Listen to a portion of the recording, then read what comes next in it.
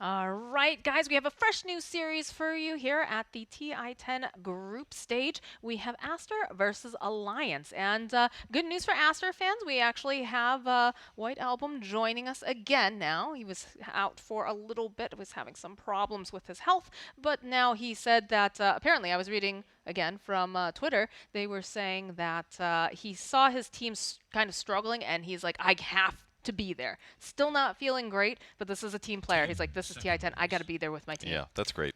Um, and it makes sense, right? Like they have so much potential. They did so good in both DPC seasons in the group stage, and they were one of the other teams that kind of had that like tragic situation where it's like you did so well, you get seeded all the way into the bracket, and you only have two BO3s to win, and it's so tough in bracket play.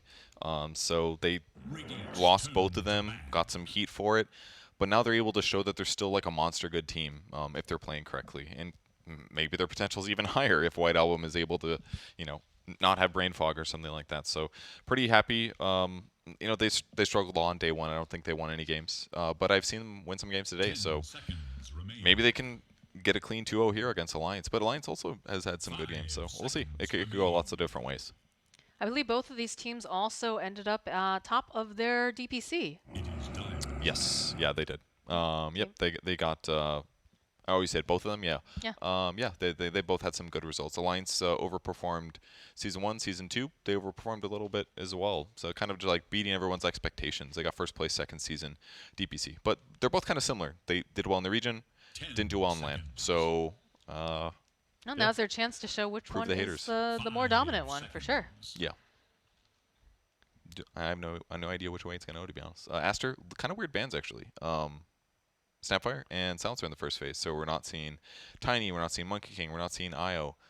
We will see a Lycan from Alliance. Seems like teams are finding that a little bit too annoying as a whole. And there's the Monkey King that squeezes through. But all those other guys are going to be in the game.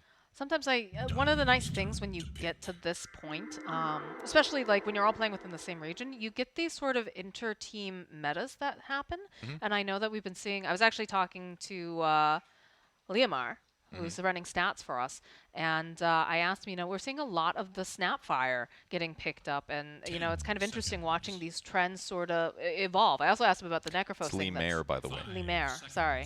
It's not. I thought it was Lemur earlier. It's not. It's Lee Mayer. You were very insistent that it was Lemur. Yeah, but then immediately after he corrected me, after I asked him if it was right, you were like, "See, I knew it." And I just want to point out that you just said his name wrong. Maybe I was testing you, Purge. Were you? Because Though? I also said that Tell if you me the said it truth wrong, right I now. was going to slap you. Friendship truth right now. Friendship were truth. you messing with me or did you mess it up? I was messing with you, dude. I don't believe you. You don't have to believe me. But if you say it wrong, I'm still going to slap you. Okay, that's fine. I'll just never say his name again. Or I'll do it out of arm's reach. I do have very tiny Or I'll arms. just stand at full height and then I'll be safe. You are so rude. What the what, dude? Anyways, though, talking about meta picks, we have the Tiny picked up on the side of Alliance, and we also have the Weaver, which I know Jenkins has been saying he felt like this is a very strong hero, especially because of the fact that you could play it in the support position. Yeah, and surprisingly, I don't think that we've casted Weaver yet ourselves, so it's always interesting to like talk to other casters, be like, what is your view of the meta right now? Because everyone just sees these like different random strings, and it like influences what heroes seem good, which heroes seem bad. You obviously figure that all out towards the end of the tournament when the best teams are like, we're the best team, this is the best strat, blah blah blah. Yeah. But yeah, I agree with Jenkins. I think Weaver is very solid. He works pretty well as a 4. I've seen some players do very well in pubs with him. The bugs damage has been increased. It doesn't get damage blocked anymore, so melee heroes especially, the bugs do more damage there. So Weaver will feel less weak as a support against the typical cores. But yeah, as a core as well, very effective hero, especially if your opponents don't have good disable. With IO support being over there, that's a hero that Weaver literally doesn't care about. Just that it makes it harder for his targets to die. But like Weaver's usually countered by disables, and that's what makes him vulnerable. So I think it's a great opening for Alliance. They get their Tiny, whether that's going to be Nico playing at carry or Limp playing his signature Tiny mid. Not sure which yet, but I like the Alliance opening for sure. Storm, same opening as we saw last game with the IO, actually. Yeah, they seem to value that pretty highly. I know a lot of people are feeling very, very good about Storm Spirit in general. And like we said with the IO, it just provides you so much heal and makes it so your landing stage is so much nicer. So And Storm again, can be the guy that goes in and grabs, basically. He can be yes. the initiator, the obvious initiator from like map range, and IO comes with. It'll be interesting to see where they want to run the tiny. I like the flexibility that we're seeing within this meta. I like it, like the fact that we talked about Nico Baby playing this tiny. We talked about Limp playing it, but also you could have Hanskin potentially playing it or S4. Like it's just that versatile. So depending on what gets picked up here by Aster, if they feel like it's not a favorable matchup, they can immediately move it to another position. Same thing, Yeah. similar with Weaver, not quite as flexible, Yep. but you have these options, and I think that's so cool. Whereas Aster, you kind of know what you're getting when you look You at do. this right off the bat. But hey, if they get the better draft, it doesn't matter.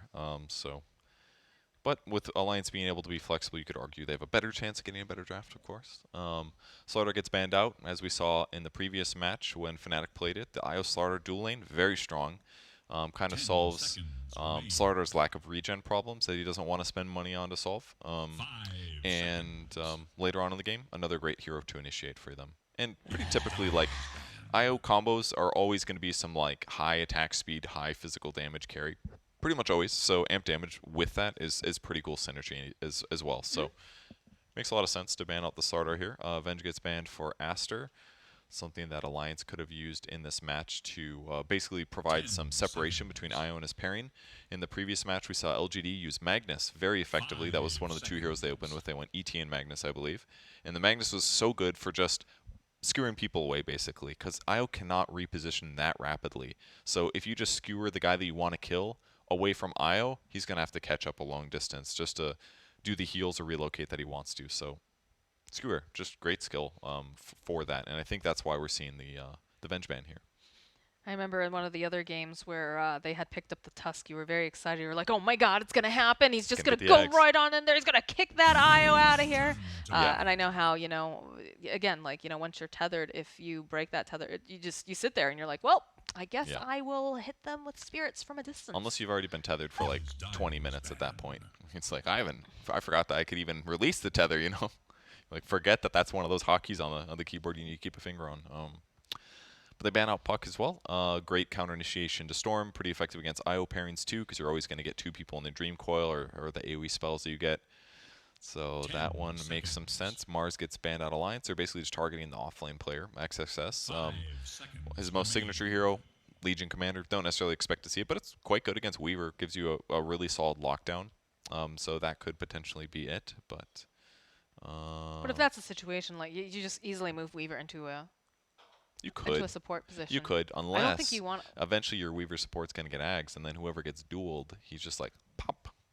Whoever gets dueled, they get down to like low HP, and then you just pop them back to full. No, I understand. I understand. You just looked at me. It was either like you couldn't see me because I was too far away, or you were confused. Look, I know I'm legally blind without my contacts, but I have them in right now, dude. Okay. So why'd you squint at me? Because I was giving you a look.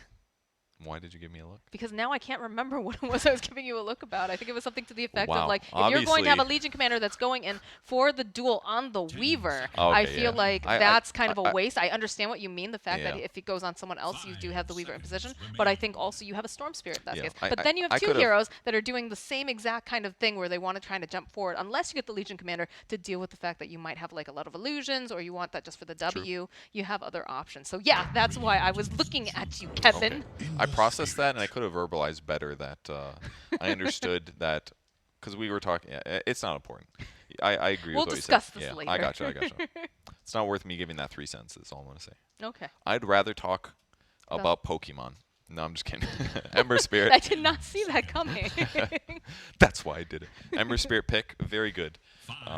Disables, roots, slapping around two heroes. Again, they have some disables. Storm's going to have pull, but Ember has some solutions to that. You panic, press the slate, or jump away with your remnant, and getting caught is a little bit harder. And your disables against Storm Spirit are really good. Root is a very early, effective way to force Storm Spirit to BKB, or to buy some other defensive item, or to have an ally back him up. So I like the Ember pick. There was a couple teams that I saw had decent Ember win rates in pubs, so I thought maybe it would be a hero that trended here, but Alliance is going to go for it. Yeah, I mean, if anything, it gives even a stronger idea for the XXS. Gosh, I have trouble saying that. Oh my gosh. The Legion Commander, right? Because it's just a very quick way to lock down like an Ember or the Weaver. Again, not a flawless idea just because of the fact that you will have to somehow, control the Weaver once he does have that Ags online. But it could be the Team Aster perhaps who are going to play very, very aggressive and they're just not going to let it get to the point where Weaver's going to have that farm. It's really, very dependent upon that. No, but they're going to go with the Doom. That's a good lockdown That right is there. also very, very good against Ember Spirit. Yeah, good against Ember Spirit. Doom Ember, Doom Weaver if he's a carry. Other than that, you're just individually tanky. They don't have a huge amount of single target damage right now. Weaver can be eventually, but usually has like hybrid single target survivability builds, so he can't always go super hard. But I think Doom's going to be great in this context for sure. I like the pick. It'll give Doom a decent laning stage. Doesn't necessarily have to get kills early, so it kind of combos there well. I like it. But their second pick here is going to have to be made with some hard decisions because now the draft's mostly complete, and they go with the Willow. Ooh, our first Dark Willow. Ooh, that's really good. Similar principles as the root thing that we said for Ember. It's like if they have these evasive heroes that punish no disable lineups, you want to grab some like cheap root type disables, and Dark Willow's perfect for that. It's good against Weaver. It's good against Ember Spirit. She's got Terrorize for a hard disable. If she has literally anybody set up her first, set up a stun, she can land Terrorize and do this like monster disable. So she's going to be great effectively at dealing with these heroes. Plus she can protect herself against Weaver pretty easily using her Darkness Spooky skill. I don't remember what it's called. Shadow Realm. Darkness Spooky skill. Same thing. I mean, This she's is a literally man who gets paid to talk about Dota 2 she's for a living, literally guys. a Halloween-looking hero to BH. So Spooky is her middle name, probably. I don't believe so. It should be, dude. Look, she makes bramble mazes. Like you could literally like cosplay your house as like Dark Willow, basically during Halloween. Like, it would not be difficult to work that in.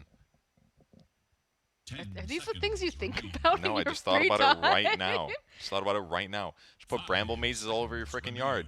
Yeah, that sounds Swap awful. one light out for a spooky bedlam light or something. Play her sounds. Play Terrorize on loop for 24 hours Just, to get no, ready no, no. for Have Halloween. her laugh. Have her laugh Yeah, on loop because that is horrifying. It wouldn't even be That's hard. You just terrifying. take all of her voice lines, put it in some kind of a package. I don't know. There's probably some like software Arduino crap you could do with this. I would love to see someone do this, by the way. If you do Purge's idea of making a Dark Willow house, please tweet at me, at MoxieCass, or at Purge Gamers, because I definitely am interested to see what the crazy mind of Purge looks like when he's thinking My about mind, this. yes. Mirana's going to be the follow-up here for Alliance. Great disable follow-up for Ember Spirit for those reliable kills. So this, I mean, Mirana can be core, but everybody plays at support because it's just far better right now. So very likely we're going to see, I assume, Tiny 3 or 1, Mirana 4, 10 seconds remain. Weaver 1 or 3. It's still up in the air. Ember's And again, it's likely mid, 5 maybe. I'd imagine that it's going to be Lim playing the Ember. I could see Nico as well. Oh, God, I just don't know. It could be so many. All right, it's more about S4. Who is S4 going to play? That is the question. Is it going to be something that's team fight oriented? Are we going to have something like a Tide Hunter that he likes to play? Yeah. None of these look like S4 heroes to me, and I think Aster agrees they ban the Veno and the Beastmaster, typical off-lane heroes. And Alliance is banning out the carries, the IO pairing that they haven't quite dealt with yet. Ursa is the first one An 10 Earthshaker seconds available. for Alliance. Yes. 5 More That's true. lockdown. Big team fight ulti. I like it. It could be an initiator for Mirana as well. It can have issues against Storm, but it kind of goes both ways. It's like if Earthshaker catches Storm, you get like 4 seconds of disable. But then there's so many people that he has to try to catch, right? Because you've got the Weaver, who, again, if we eventually see that. Oh, no, no. axe, Aster's you've picking a got- carry. Yes, I'm talking Did about I get Lion. confused I'm about- talking about Lion. Oh, you're saying. Oh, I'm sorry. I thought you meant that like Earthshaker has to catch. Yeah, I gotcha. So you're saying that like Storm Spirit can't catch everybody. Yeah, and he can't Earthshaker. catch Yeah, everyone. yeah. So, like, obviously, see. Doom most likely wanting to doom the Ember Spirit. Weaver, of course, is probably maybe Storm's going to try to chase after him. Maybe the Mirana, depends. So, like, having that other initiator could be potentially good. But that is another good catch-all. Yes, they start off the draft with the weak-ish disable. Other than the obvious Orchid that Storm will get, that's very good against Weaver, and then they move into a Great Faces Void pick. So this kind of looks to me like Chrono one guy, 10 kill that man, seconds. and then Doom needs someone else, and now it's like, how can you lose a team fight? 5 It's 2 dead heroes. seconds remain. I don't- There's still 3 more heroes, and then they that's take the how. Nico Baby Wraith King, who The doesn't classic- care. All right, who's the 5? Is it Weaver? Weaver. I bet you it's Weaver. I bet you one of those All right. cakes that they have out there. Oh, man. I mean, Yeah, it's better 4 is all I'm gonna say. He kind of needs some net worth. He's gonna probably die a lot, but Yeah, he's but then who gonna do you put as the also live. 5 if you Yeah, you have to like do you this. have to do it. I mean, this is literally the counter to what I just said. It's like he doesn't care if he's doomed. He's Wraith King. If he gets Chronosphered, it's a bit of a downer, but he's gonna come back. So I think this is a smart pick. Basically their carry is gonna be in a happy place. Their support's going to be in a less than happy place. It's not the worst as a 5 Weaver. You can definitely do it, but generally Weavers are played as 4. They buy an item that does something effective, whether it's Spirit Vessel or Ags at a relatively good speed or something like that, or Atos or what Yules or so. But it's going to leave him a bit vulnerable for a lot of the game against Storm Spirit. So it's fine. I think it's a cool idea to pivot for Alliance. Maybe FNG can make it still look really good. Tiny is going to be played by S4, which still kind of fits his hero pool, I guess. It's the one left over that I'm sure he has plenty of experience with. He's a Han player. Tiny was good in Han, I think.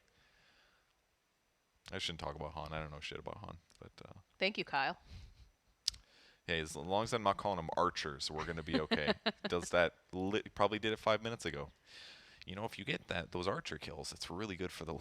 Dude, my favorite is just when he goes on these long tangents. He's like, Moxie, when I was playing in Han, and I'm just like, oh god, it's happening again. Oh no, I just start tuning out.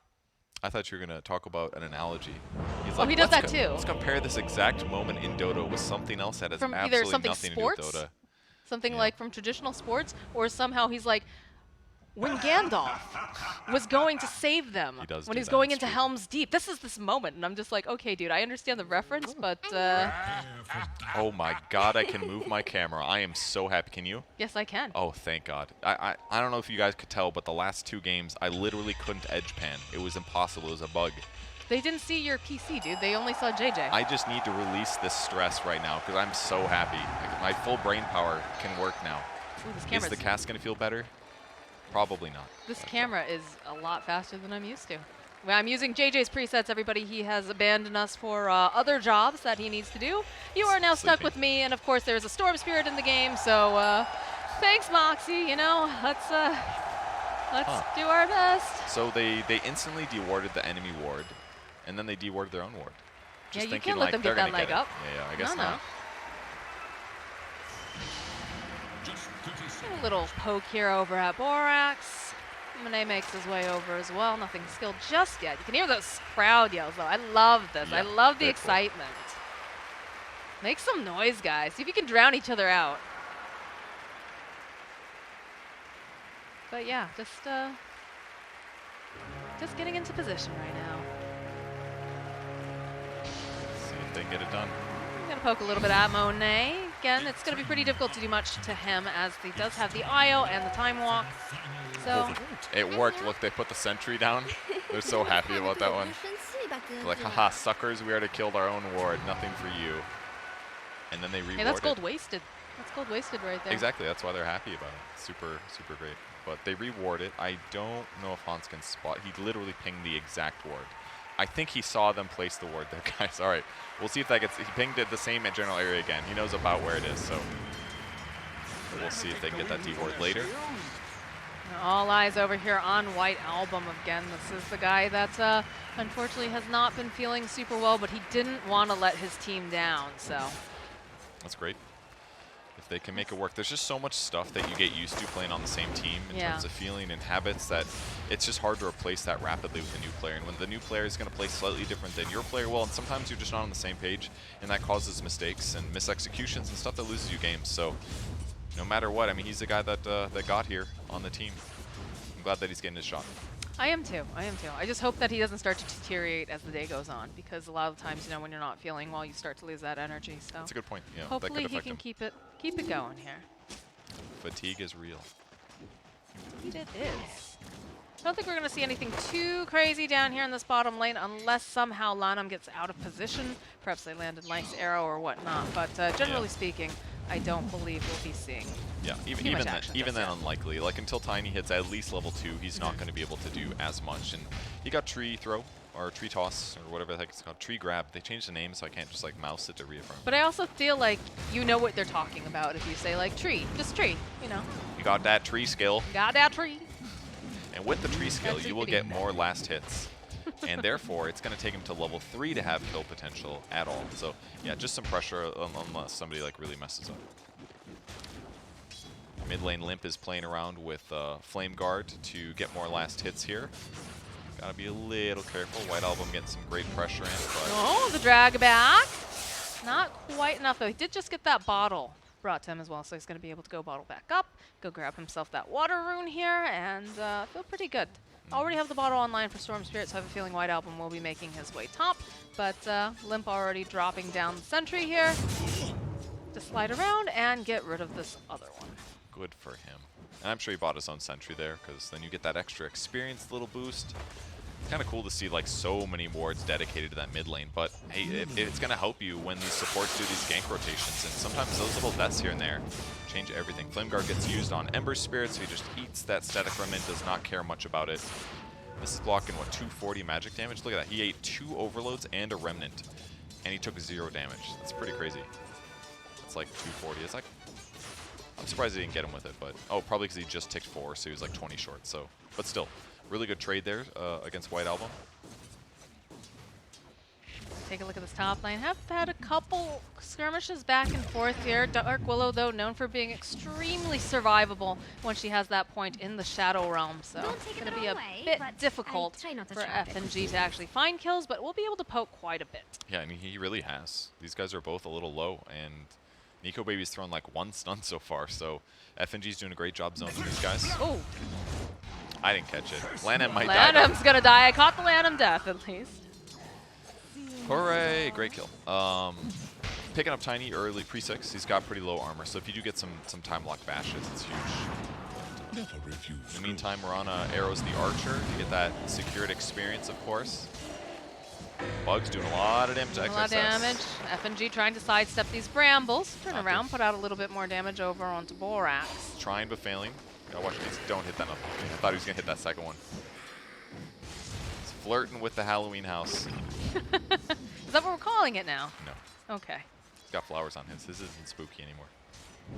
Aren't they? Don't they all have flowers? No. Nope, that's the The immortal. Oh, okay. I've I've always used the immortal. So. Not me. Okay. I don't know. I wasn't into dark. Whenever new heroes come out, I'm like, too strong. So I just don't play them. I see. And I missed the boat. FNG looking for a bit of a chase here. Shadow Realm gets used, so little damage gets done to Dark Willow. No, just gonna change it up. Turn back around over onto XXS. They've got some nice body blocks, but again, we have the brambles. We've got the flowers on the ground. So that haunted house will make it so. I'm making this into a thing now because of you. Haunted house will prevent XXS from actually falling. Definitely playing that pressure. Bottom lane seems like the Void is doing all right here in terms of farm. And, okay, yeah. XXS finally falling here in this top lane. I like Nico Baby is like one of the few carry players that does this, but when he plays these like stunner type heroes, he usually gets like, he sometimes gets 2 points of stun. And at first I was like, weird, nobody else does this, but it's just like that little stun duration increase, that little damage increase, the cooldown increase, that stuff can get you these kills. So I think it's kind of fun, just like laning focused carry. A lot of carries are just about min-maxing. Nico Baby likes to win lanes, so I think that's fun. Farming is boring. It is, but it's also very, very needed. In the middle lane, though, Lim taking too much damage. He is going to fall underneath the tower. Nicely done. Little rotation there, just guarantee that there's no getting out on that one. He was close, actually. He got through the remnant down, just needed to get the wand and then the jump. He would have been fine, potentially, but they secure the kill. They're going to grab top rune. Let's see if he gets the 50-50. He does get it. Does indeed, and that's lucky. A nice double damage rune. Oh, he's Still gonna looks like save he's it, going to teleport back, though. Yeah. I mean, burning it to just get some heal is kind of a mistake, because DD is insane on Storm. Because you basically have max positioning with Ball Lightning, so now with DD, it's like you got DD and a haste rune, just built into having Storm. So burning it just for regen and a couple last hits, not very good. Get a kill instead, that'll do more. I'll be interested to see where he's going to head. He is, like you said, hitting the 6. We have a rotation coming out, though. Go for the chains over onto Borax. FNG looking for the Shikuchi behind. Going to back off now that White Album has appeared. They see that he's got the double damage bottled, so they don't want to necessarily push their luck. Yeah. Limp just trying to be efficient there. Gets a little harassing, jumps with the Flame Guard. onto the small camp. Unfortunately, ended a little early, so he doesn't get to clear the stack at the same moment, but either way, get some good stuff done, and now they deward the other small camp being blocked to help accelerate White Album, but the game's quite close. Tiny, very low bottom right now. Not quite offsetting the harassment that his opponents are outputting. I mean, it's so difficult, right? The fact that you have an IO and you have a Faceless Void. These are both heroes that can kind of just negate the damage coming in. Lanham, of course, going to be able to heal up quite a bit, and then you have the Time Walk. So it's like it never even happened. White Album, though, also coming bottom. Just looking at some of these stacks here. Time dilation off over on Hanskin. Do have FNG also rotating, so we're going to see some big moves, I think, in this area fairly soon. They get a kill. Looking for the opening, looking for an arrow, perhaps. S4 going, showing himself forward, throws out the avalanche, trying to get some of this information. But it doesn't amount to a whole heck of a lot, because in comes the Storm Spirit. Got a couple heroes over on the side, but they're not going to really be able to do much to protect S4 should they decide to go for it. The DD is ready, though, so yeah, they got to be careful, but the biggest issue is just hard to execute their combo here. Maybe they'll arrow White Album. They could. Limp is here, though. Follow up with the bugs on plays. Leap forward with the Starstorm. That's going to be a dead White Album. And Borax now is forced to go. That was big. Click off those little bugs from And FNG. he popped his DD to start bottling himself, so that was cool. That ward paid off big time. They spotted him. They made that gank really easy. He's obviously going to go for the rune. Now that this gank doesn't work, easy Searing Chains to guarantee the arrow setup, and a big kill for them. Hanskin's got some pretty good levels as a result, about 5.5, and Tiny now going to tick over to 6. Now his survivability against Void. Here's that gank one more time. Little disable, a nice arrow, and a big pickup. See if they can make it happen again. They have their eyes on Lanham. They want to try to throw him up into the air.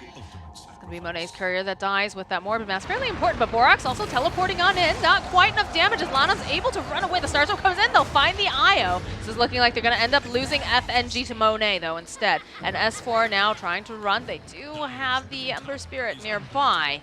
Going to go teleport home and then probably come right back to this Remnant. So it'll be interesting to see. Do they go back in again?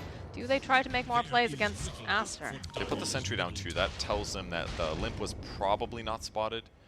They could continue going, but he's going to reset towards mid. Can't sleep for too long. Otherwise, you just lose too much tower HP. But instead, he's going to work on some stacks in the meantime. Across the map, XXS, most last hits in the game, highest net worth. He's about 200 ahead of Wraith King. But again, the nice thing is that Nico Baby's holding the skill points. A lot of them, by the way. He's level 5. He's got 3 skill points waiting to be used. But he's going to level up his ulti if he gets doomed or chronoed or something like that. I mean, he's being allowed so much space right now because they've been putting so much effort into that bottom lane. Yeah. So. And the armlet being picked up on him, it's not a weird item on Wraith King, but the builds have been kind of all over the place for a while. This is the best one to just increase his overall survivability for both of his lives. Because the nice thing, when you are expecting to die and they have big teamfight strong abilities, you want to increase your HP, you want to increase your armor. That way the amount of damage it takes to kill you twice is really big. So I like the armlet a lot this game when they have Chronosphere and Doom and all that stuff. They're baiting over here. They've got the Faceless Void jumping forward, gets the Chronosphere over onto 2 actually. White Album just barely at the edge of it. FNG now trying to run, not going to be able to escape, and it looks like they're going to end up losing their other support here as Hanskin does fall. Yeah, Limp did shadow that one. I mean, he got the disable setup and he was hitting him with Flame Guard, but just not quite enough damage to guarantee the kill. Great, great bait with the Chronosphere. Just instant. It's like, sorry guys. We were super ready for that. And those moments are really important when they have this great combo of disable into arrow. If they keep just getting these freebie kills, it just adds up too much. White Album, we're hitting close up top, but almost dies in neutrals. And kind of. It just looks spooky. I mean, the thing that I'm a little, I don't want to say concerned about, but I'm questioning is, again, Nico Baby has been allowed to just do whatever he wants here. He's been allowed to just farm in this top lane. And because of this, he's actually got a little bit of a net worth lead. It's not, you know, insurmountable, but it's definitely something that you need to be aware of. Might lose his Observer Ward for getting that Courier Snipe, but hey. He's also been able to hold all these skill points and not use them. He's got 5 in the bank. 4 skill points that he could be using. We call this a mistake in the business, but yeah, I'm surprised that he's holding that many points. I don't know, he's just not thinking about it. Because you see the level up button where you're like, oh, I'm saving that for reincarnation, but it could also be like he wants to like feel out the game. Sometimes you're like, oh, we're farming, so you get a lot of points in Vampiric Spirit, and then all of a sudden it's like, oh, I really wish I would just had more Immortal Strike or more stun, you know? But you can slip like 2 of those in there. Come on. You know, if you You have options. You can be a little bit stronger. yes, you could farm faster. If you have more Mortal Strike points, lower cooldown, more damage, like certainly gets him his Radiance a little faster. But it's okay. Still, net worth is solid. He's a great hero for the match. It makes some sense. Just small criticize. And look how like just powerful they're feeling over on the side of Alliance here. They've got Limp's Remnant, so if he needs to, he can just jump right on over. Go in. Oh. Going on over here on the side. White Album was not prepared for that. Blink Dagger on Tiny, jumps on him, Nice gets reveal. the Avatos, and they land the Arrow Fall. That's a guarantee kill. Pressure's been great. Reveal from S4 on that. And this is, again, you know, a little bit of the problem is that once you use that Chronosphere, you just have to go back to farming. You're not really ready to put that damage out. You're not really, you know, you don't have the greatest things to even put in the Chronosphere on top of that. So they are going to be looking for these opportunities. Tiny is very much a skirmishing hero. Yeah, S4's in a great position now. Treads and Blink Dagger, he's queuing up Echo Saber afterwards. So he might not have as much net worth as a typical Tiny, but it's still going to be up there, and depending on how his mid game goes, could transition into a really successful core, honestly. Chronosphere is back up on Monet, but he's just going to go continue to push out this lane. But they have that global gank potential should the need arise. And yeah, he's almost got his Maelstrom. I mean, if we think back to the Faceless Void we saw a couple games ago, Yes. I think on LGD, he had like, he didn't go Mask of Madness, but he had like Treads, Maelstrom, and it was like 27 minutes. So this is fast, guys. Monet's farming incredibly good here. With that said, on the opposite side of the map, Phase Boots on Wraith King now. He has spent his skill points, happy to say. Ended up maxing out Vampiric Spirit. We usually see Wraith King stop at about 3, but this will make his farm speed better when he's not in a lane, basically. He's going to get 2 extra skeletons here. He's actually TPing to the bot lane. Going to start working that out at this point. I can't believe that FNG has just been allowed to continue to stay. Okay, they finally tomb him. I say it. I'm just like, man, he's been down here forever. XXS is deciding that he just wants this kill. He's had enough of this little bug in his lane, so down he goes. Yeah, eventually that was going to happen. It did make sense, though, because he's very difficult to kill. So he hasn't really been playing much of a 5 here. He's been playing 4 effectively by just taking that wave. But, like, if that's any other support, you can't do that. You can't just stand up to a Doom. He'll kill you easily, or at least out-regen you. But Weaver just goes invis. Says, like, all right, fine, use Scorched Earth. I'll reset and continue farming. So he's like, you have to use Doom on me for this to work. And now they might get Monet bottom. Let's see. Maybe land him first. Yep. Now they go for Lanham. Just want to burst down the Tiny. Oh, the Chronosphere, though, coming out. Monet, even without that IO, is going to be able to dish out a decent amount of damage. But then the follow-up here from Limp. This is not looking good for the Faceless Void. Nice terrorized play coming out. Be able to push back just a little bit. Will protect for just long enough. And the follow-up now from White Album. He wants this kill on Limp. They'll be able to find a Borax with that dead Limp. Finding the opening. The toss-up into the air, though. S4 is trying to make something happen. XXS sitting very, very low. FNG, he's mad. He's trying to chase. Not going to be able to quite find it. Limp does go down. S4 next to fall. But XXS and now White Album buying himself just a little bit more time. Nico Baby's got the final chop. And he doesn't lose his ulti as a result. Like, Nico is probably getting that kill no matter what, but the fact that he didn't lose his ult there, pretty good for their fight. Rough one for Limp, though. Jumps in, gets some damage out, but man, it was just disable after disable. The Spooky House just has too many Brambles on it. It was Bramble into Terrorize, then he got hit by another one, then he got pulled by Storm. He got pulled by Storm before the Terrorize. It was tough for him to do the damage, but at least Nico Baby had a good fight, and now he's only 400 gold away from his Relic. And once he gets Radiance, the fight's going to be a bit easier for his team, because there's a lot of right-click heroes on the enemy team. A little bit of mischance for Void, for Doom, for Storm. That stuff's going to add up. I mean, right now it's pretty neck and neck between the Faceless Void and the Wraith King, but I think what's going to be spooky, like you said, is when he picks up that Radiance, and all of a sudden, Faceless Void, who, you know, he does have manners and items of things that he's going to be able to use to accelerate his farm. Nico Babies is going to just explode, though. Yeah, it will. The Radiance mark for Wraith King just feels so good. It really does. Little fight attempt mid, yep, and they do an Avatos again on Storm Spirit with the arrow follow-up. Those kills are so big. The fact that S4 keeps finding them are winning their team the game, without a doubt. And that Handskin's there, ready to land the arrow in time. It's not an easy disable to set up on, but they're doing it. Success in the bottom lane here. Does have the Doom available. He's going to try to push them off of this tower. Limp making his way down that Borax over, sitting on the side. Open up with that Ray Fire Blast. He pops the BKB immediately. Moonlight Shadow comes out. FNG seems a little scared by this. Will back away. Looks like they only have sentries over on the Willow, but Alliance, they don't want to push their luck. They're just going to walk away. Let's see if they can get more kills. Taking the mid-tier 1 as a result. Chronosphere up in 20 seconds, so we'll see the action happen. But that's going to be pretty close to this Radiance timing for Nico Baby. He's 300 away. It's really important that he gets this as fast as possible. He's going to need to kill like 1 or 2 more camps, but as long as the Radiance is on his hero when his opponents go take the fight, much higher chance to succeed. And he's got level 2 reincarnation as well, so even if he does die, it's going to be off cooldown the next time even faster. So very good moment here for Alliance, and yep, Radiance on the way.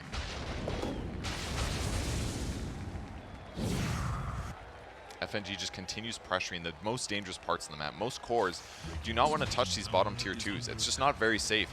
But for Weaver, he just doesn't care. He knows it's going to take a lot of disables. It's going to take a Doom or a Dark Willow combo or an Orchid or a Chronosphere, and they don't have Orchid yet. So everything else is like a lot of resources. So he's just getting way more farm than he's normally supposed to be getting in a game like this. That would normally be partially eaten up by a core, but he can do it so much safer. Look at this, just Sakuchiing for creep waves. He'll probably die here, I think. Fall forward, follow up with that Terrorize. This is looking like a dead FNG, but you know what? I think they're okay with that because Nico Baby was wandering over. That could have been way worse for the side of Alliance. That was pretty good. They used Pull to guarantee Terrorize, so they spend the weakest of those disables to get that kill. Not that Terrorize is bad, but hey, they get a little gold on the map. It also starts the push. It does, yeah. Because that's an interesting thing, you know, the fact that the most capable hero and able to just do this split pushing is, of course, a Weaver, who is surprisingly squishy. Not like, you know, one of the bigger, tankier boys, but it still requires such finesse. Nico's showing bottom, actually. His Radiance is burning the creep wave. They might notice this.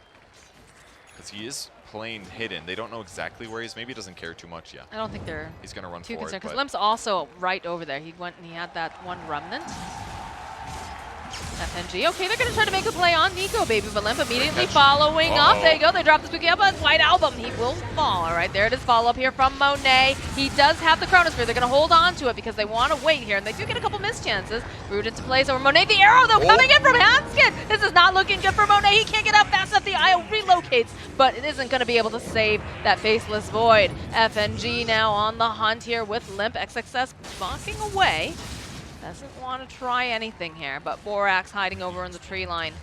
That was so cool how they did that. It looked pretty bad for Nico Baby. They killed him pretty quick. They were going to Chronosphere him afterwards, but they were ready with that arrow. If that arrow does not land, Chrono comes out. Nico Baby probably dies a second time, most likely. The team fight's completely different, but they kill Storm, Relocate gets wasted, trying to save the Void as well. Just everything basically perfect for Alliance. The only thing that could have gone better is if Chrono hits 0 heroes. So they've still got it. Aster can come back and try to use that for a kill, but Alliance now has a 3k gold advantage. Oh, they found FNG, though. The drag back with the Orchid should be able to get the final hit off from White Album. Yeah, that's a tough lesson to learn there for FNG, where it's like, oh, I really can't play super greedy anymore. So yeah. Big gold. 442 going to Storm with that kill. That's a tough one. That's going to push him towards his BKB a little faster. Do have a smoke play. It will pop over on S4, so they're aware that other heroes might be in the vicinity. Aster will, of course, just back off, go to their triangle, continue to farm up. Limp's still hanging around with Hanskin in the correct areas to do this.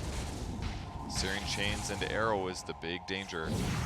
And Nico Baby just going to be really efficient on farming. Backed up to his tri-camp briefly to just accelerate fully. Spawn Skeletons, those are now going to push out the bot lane. They're just using this as a moment to maybe get a support pickoff, but also mega farm. They're on Nico Baby. Like, he's going to accelerate a lot here. He almost bought Blink Dagger, but ends up getting a Hyperstone. I think he's done this because they just won their last fight. He's like, all right, let's get a little bit more greedy since we know we're not going to fight for a moment now. So kind of a cool build. And he still almost got the Blink Dagger. His net worth is great right now. Alliance just positioning themselves over here on the high ground, throwing S4 right in front should they decide to make any further moves. And they do rotate. They go for the scan. No one's around, so FNG feeling like it's possibly safe over here. S4 hits himself with the whip. He does have the Blink Dagger. There's many here. Look at this. He's like, nope, absolutely not. Bye-bye. Doesn't like Halloween, obviously. The first sight of it, he's like, I'm staying inside all October. Gets out. That was really, I thought he was dead for sure. That was so fast. That's the reflex time there. Absolutely just, wonderful. I mean, it basically came down to Borax. He didn't put his Halloween decorations up in time. He was just a little bit late. Yeah. You know, so he didn't finish it in time, and then he doesn't get rooted, so he gets to blink away because he didn't take player damage. You know how that works. It's the same every year. I love Halloween. I don't. It's my birthday. I knew that. You hate my birthday. I like your birthday. I hate Halloween. Okay, that's fair. All right, I'll take it. I'll take it. We take those. Okay. Smoke, though, over on the side of Aster. Monet looking for a Chronosphere. Has a BKB. He's got that Mask of Madness in the Maelstrom. He's looking to see if anyone's home. He is effectively trick-or-treating, if you Get would. sniped, Courier. Oh, there it is. They have an idea that they are over in this area. Moxie, They're you ever hit a flying mushroom with a giant tree before? Yeah, all the time, dude. Okay. Smoke Once again, like, dude, it's the same day every year. You know when it's coming. Come on. Well, no, they're not able to get the teleport out in time here. It looks like they're only going to end up losing the Marana, but it's a lot of just walking around coming out from Aster. Nico Baby going full greed now. He's like, oh, screw it. AC it is. We're not fighting. It'll be great. Honestly, the extra armor for your team against Face's Void's going to limit his damage a bunch more, but it is time to fight, and this is a place where having a blink would be possibly very nice. But with that said, his HP is huge. His estimated HP, that is. Can they approach it, though, with no Marana? They pop the smoke, and they're going in. They got lots of time here. Let's see if they can get the angle. Now they do have a double damage rune, and they have the Chronosphere. Smoke broke. Smoke will break. They'll slide forward. They've got Dark Willow. They're going to try to burst down. Not going to be able to do it quite fast if they have Shadow Realm, but eventually going to burn. Nico Baby getting bashed a couple times with the BKB. Okay, he's going to go right back up again now with this reincarnation. Chronosphere comes out, though, over on 3 as they zip forward. IO getting stuck with Nico Baby. He is dead. He is not going to participate in this fight. S4 trying to get enough damage they out. don't get him. Not quite enough, though. He's able to time walk out. Sean wandering out. We'll spend a little time in the spooky house as well, but I mean, in the end, not the worst. I mean, they killed Nico Baby, but they did make Aster feel like they can't fight, because that's all they got. It cost them BKB to kill Wraith King the first time, because otherwise he would have been in trouble. I think maybe the biggest mistake... going in. I guess... Maybe they're worried Trying about to zip forward immediately. The follow-up, though, from S4. He was so ready. He just immediately gets rid of White Album. S4, he's going to pay for this, but they take down the Storm Spirit, and they buy back immediately. They do not want to let them have this Roshan. I'm totally down to sacrifice my tiny 3, his buyback, for guaranteeing they don't get Roche. Absolutely worth it here. Because once they get up there with Wraith King, his ulti's back. They don't have Chronosphere. They've still got Doom, but this is great for Alliance. They really executed this well so far. They're still going in, though. Oh, that's greedy. They're going very, very greedy here. 7G immediately. They throw out the Cursed Crown. He vesseled them. Moving forward, Monet not getting as much of that region as he would like. They can't see, They're though. nervous. Arrow tossed into the pit will land over onto Roche. All right, Nico Baby's joined back in. He's going right in, I'm sure. You're going to have Storm Spirit up in about 4 seconds. Again, though, they do not have the Chronosphere. That is very, very scary. You've got a lot of AoE stun coming out, too. 62 seconds on the Chrono. BKB comes out. They'll get the Doom off over onto S4. So he's just going to try to stand there and fight. Terrorize comes out as well. Limp with the BKB. Look for this opening. Monet's there. They'll get the kill on S4. He bought back. There it is, though. Limp grabbing up that Aegis of the Immortal. Will force Aster to run away from this pit. Borax potentially may fall here as Limp hot on his heels, looking for the opening.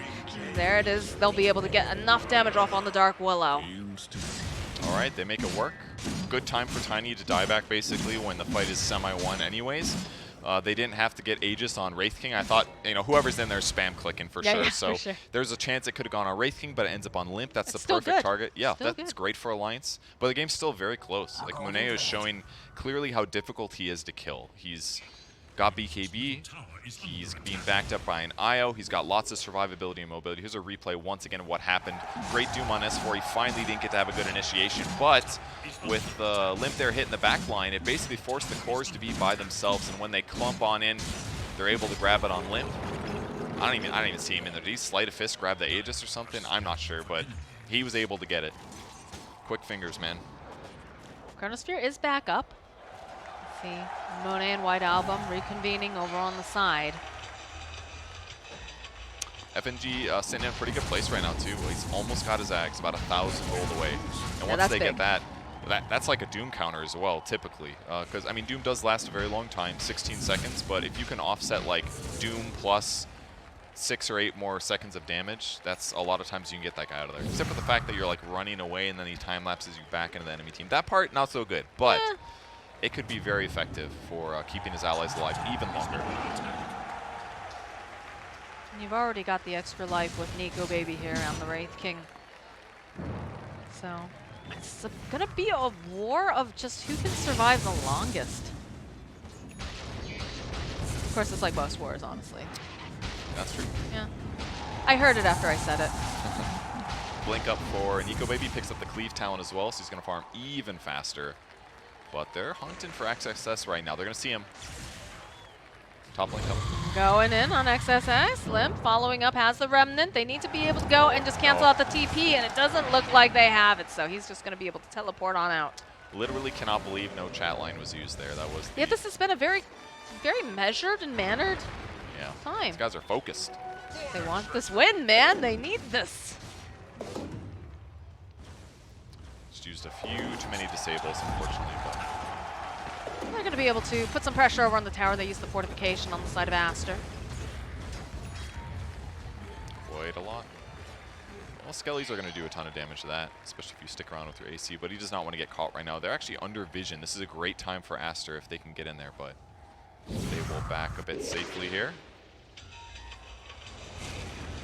Farming continues as they cross the map. Great vision right now for Aster. They've got this cliff ward that's going to die of old age in 5 seconds here. But it was a great ward that lived a nice long life, you know? Yeah. Haste Rune is available bottom. White Album going to go and immediately snap it up. Oh, they're chasing. They're going to go for a chase, yeah. They just keep running into turn wards, though. around the side. They'll find Borax. He's able to dodge away here. Nicely done. Monet making his way over. Again, he does have the Chronosphere. XXS finding the opening over onto Nico Baby. Immediately going to Dilate, followed up with an arrow. This is a little scary here now for Nico Baby, but he turns right back around. Again, that time lapse coming through. Drag off over to the side. The Doom is used over onto Limp, but he doesn't seem to really care that much. As Cess4 is looking for the opening. They do manage to drop that sentry ward earlier. So he's going to go in hoping for a toss back. Not going to be able to quite find it. So that's pretty successful when you consider the fact that they used the Doom on Limp. They did not end up getting killed, and the Dark Willow still ended up falling. Yeah, the time lapse helped a lot there because Nico Baby was basically out of position, right? He jumps forward. He doesn't land the stun in time on Borax. He did his best, but Borax is paying really good attention. And then he's getting low. His first ulti is going to pop, and that's the dangerous moment. If they don't use a lot of resources to kill Nico Baby the first time, Alliance is going to have a bad one. But he just gets time lapse. He went from like 40 HP down to 100, back to 100. So he's got like 3 lives basically if FNG is well positioned. So the fact that the Doom didn't even get a kill either was like, oh my god, run Aster. It's not going to go well. They still got the Chrono at least. But you can see how powerful, like, if you guys watched the Void Invoker combo earlier with the Cataclysm, it's incredible how much stronger it is there, right? Because it's like, all you got to do is land the Chronosphere and you're going to have a good time, basically. But here, not the case. It's a lot harder to find the right team fight.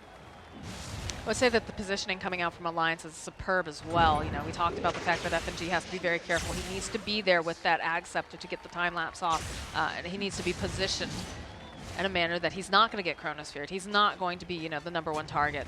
So Gotta be careful. And the cast range for time lapse is not that huge. It's 600, so he could certainly be caught in Chronospheres if he's not careful. But most of the fight, you just want to sit at the back or Sakuchi when you're getting close, that kind of thing. oh, S4, he wanted that Avalanche. Doesn't quite manage to get it though. King jumping away once again for safety, and he's got the spider legs. So moving around the fight is going to be pretty straightforward for Nico. Ooh, unless he really wants Paladin Sword. I think you skip it here.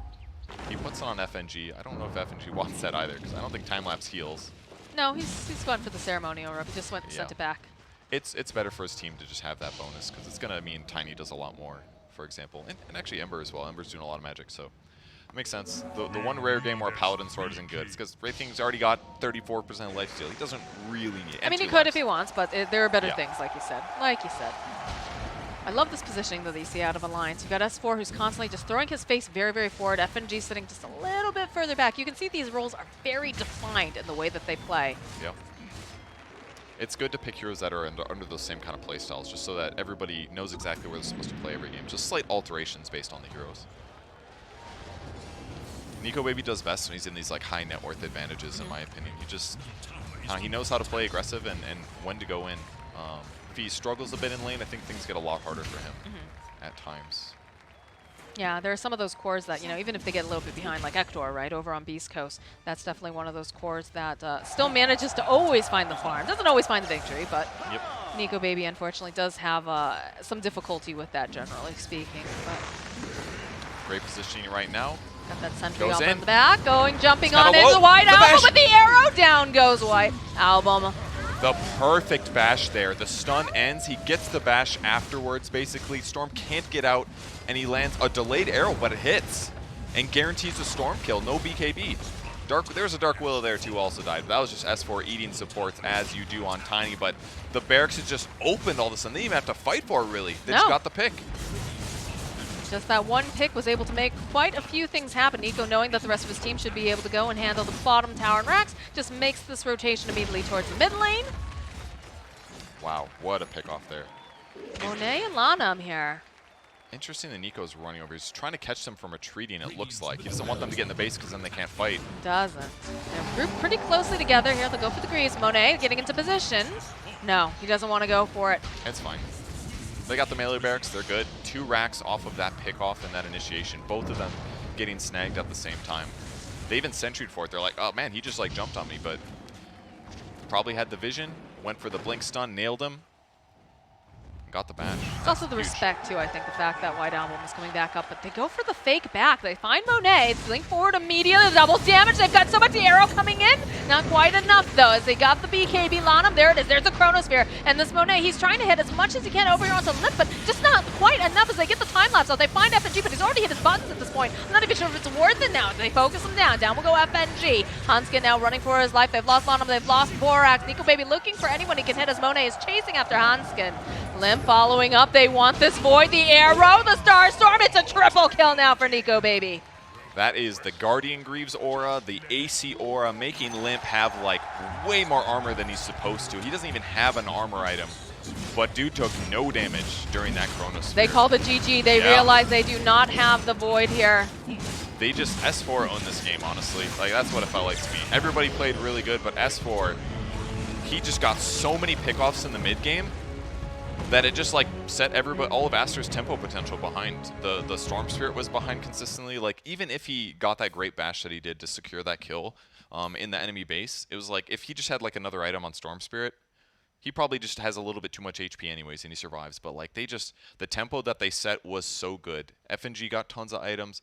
Hanskin did great arrow combos as well. It's like everybody functioned as a well-oiled machine on Alliance that game. Absolutely deserved the victory.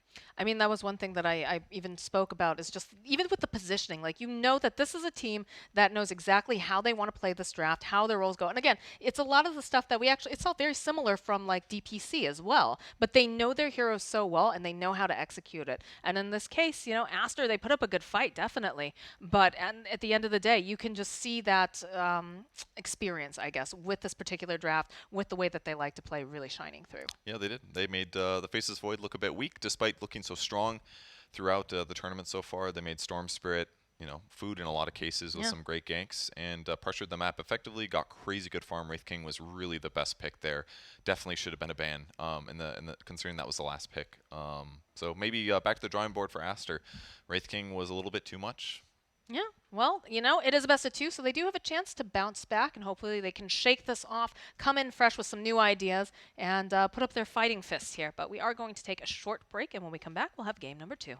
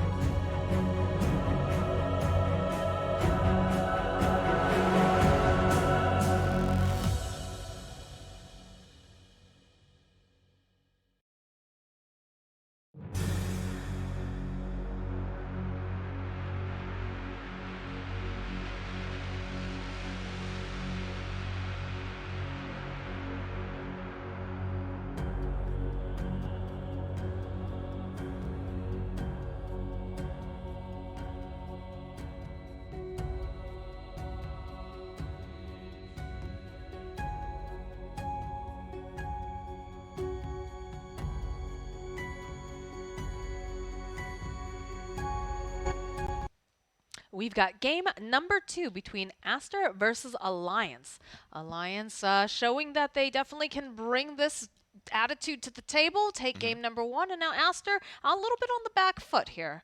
Yeah, they did get put on the back foot. I didn't really feel like there was a lot of moments where Aster where they had like a good shot at winning the game. Perhaps maybe the Roche fight was the big one where the Aegis got stolen. But after that, it just felt pretty safely and firmly in Alliance's control with Nico Baby having that much farm. So maybe we'll see a repeat, but game can go a lot of different ways. Alliance going to ban out Silencer here in the first phase. See what else makes it. I think it was a Snapfire as well. Yeah, the Snapfire was actually Team Aster, I believe, that banned it against them they were because swapped, they've been right? running it. But I believe it was on the top. So Aster banned, I think, Silencer and Snapfire in the previous game. So Monkey King banned too. See if there's any differences. Alliance has good taste. I also hate Silencer. Yes, you do. Yeah, hate him a lot. It's great beating Miriam Flax, you know. He had a whole rant about it once upon a time. I love that rant. He's a Silencer Big hater? fan. Oh, he hates him. It's wonderful. He's a man of culture and taste. Doesn't like anti-fun abilities. No. Interesting tree ban in the first phase. Huh. It is a LAN M historical special, of course. And there are lots of moderate amount of teams that are playing it. I have definitely seen it in quite a few games on some of the as much info as you can glean from 4 constant Dota streams in front of your eyes. It's like, a tree. That's about all you I can know, get you're looking, sometimes, it's a lot of the times when you see like the multi-stream, you're like, okay, what is the trending pattern? And this actually, I would love to know the stats on this. If we've had the most varied amount of heroes picked in like the first like day or so. Of TI. Of TI, yeah. Yeah. Because it just seems like anything really goes. Yeah, it generally can be really flexible. It's a nice thing about Dota for sure. So many different strategies. With that said, though, we're going to see a lot of the same heroes from the previous game. Io and Weaver is the response. Alliance valuing Snapfire so high that they take it first pick. Maybe they don't want to play the Io strat. That could be it, too, because it does kind of restrict you, but it's like there's only so many carries that it works really good with. It's like, and those, they usually ban the best ones, and then you have a support that doesn't gank well, so it kind of like restricts you a bit. So I can see why picking Snapfire is going to leave your draft so much more open than an IO will right now. Not that IO Weaver's bad. Like, if that's the combo, that could be it. It used to be broken, obviously, because Weaver could go above max movement speed, but that's now only 550. It could still be okay. It's just not the most traditional one. When we get a very clear plan of what Alliance is looking at currently with the pickup of the Faceless Void, I was going to ask you to kind of explain now why are we seeing more and more Snapfire, but in this particular sense, the very cut and dried version is, of course, you get damage to put inside the Chronosphere. It also allows you with the cookie to have better positioning if necessary, and of course that gobble up spell, if you eventually hit that, is also excellent. But are there any other reasons why we're seeing potentially the Snapfire pickup? Is it it's just like it does a lot of things. Your ulti is very powerful damage-wise, so combos well. The cookie is great for laning kills because, you know, it's like it's a force staff and a stun. Very similar in that way. So that's fantastic. You can alter your skill build a little bit if you want. You can play lots of different roles. I've only seen it support so far from the games that I've caught, but kind of does a lot of different nice things like that. So. Yeah, I feel like it's a Hanskin hero, honestly. I can see that. It could be FNG as well. Definitely goes both ways, typically. Let me get out my handy-dandy notebook here. I want to see if there's been a particular trend on who is going where and what and all that fun stuff. So when you did your notes, did you do your favorite teams first? No. Was there a method, alphabetical, etc.? No. It's just I was just pure curious. chaos. Yeah. I was like, who do I want to start my notebook with? I was like, we'll go with EG. And then I guess I decided I went with NA teams because immediately Quincy Crew Undying. I followed up with China, then SCA.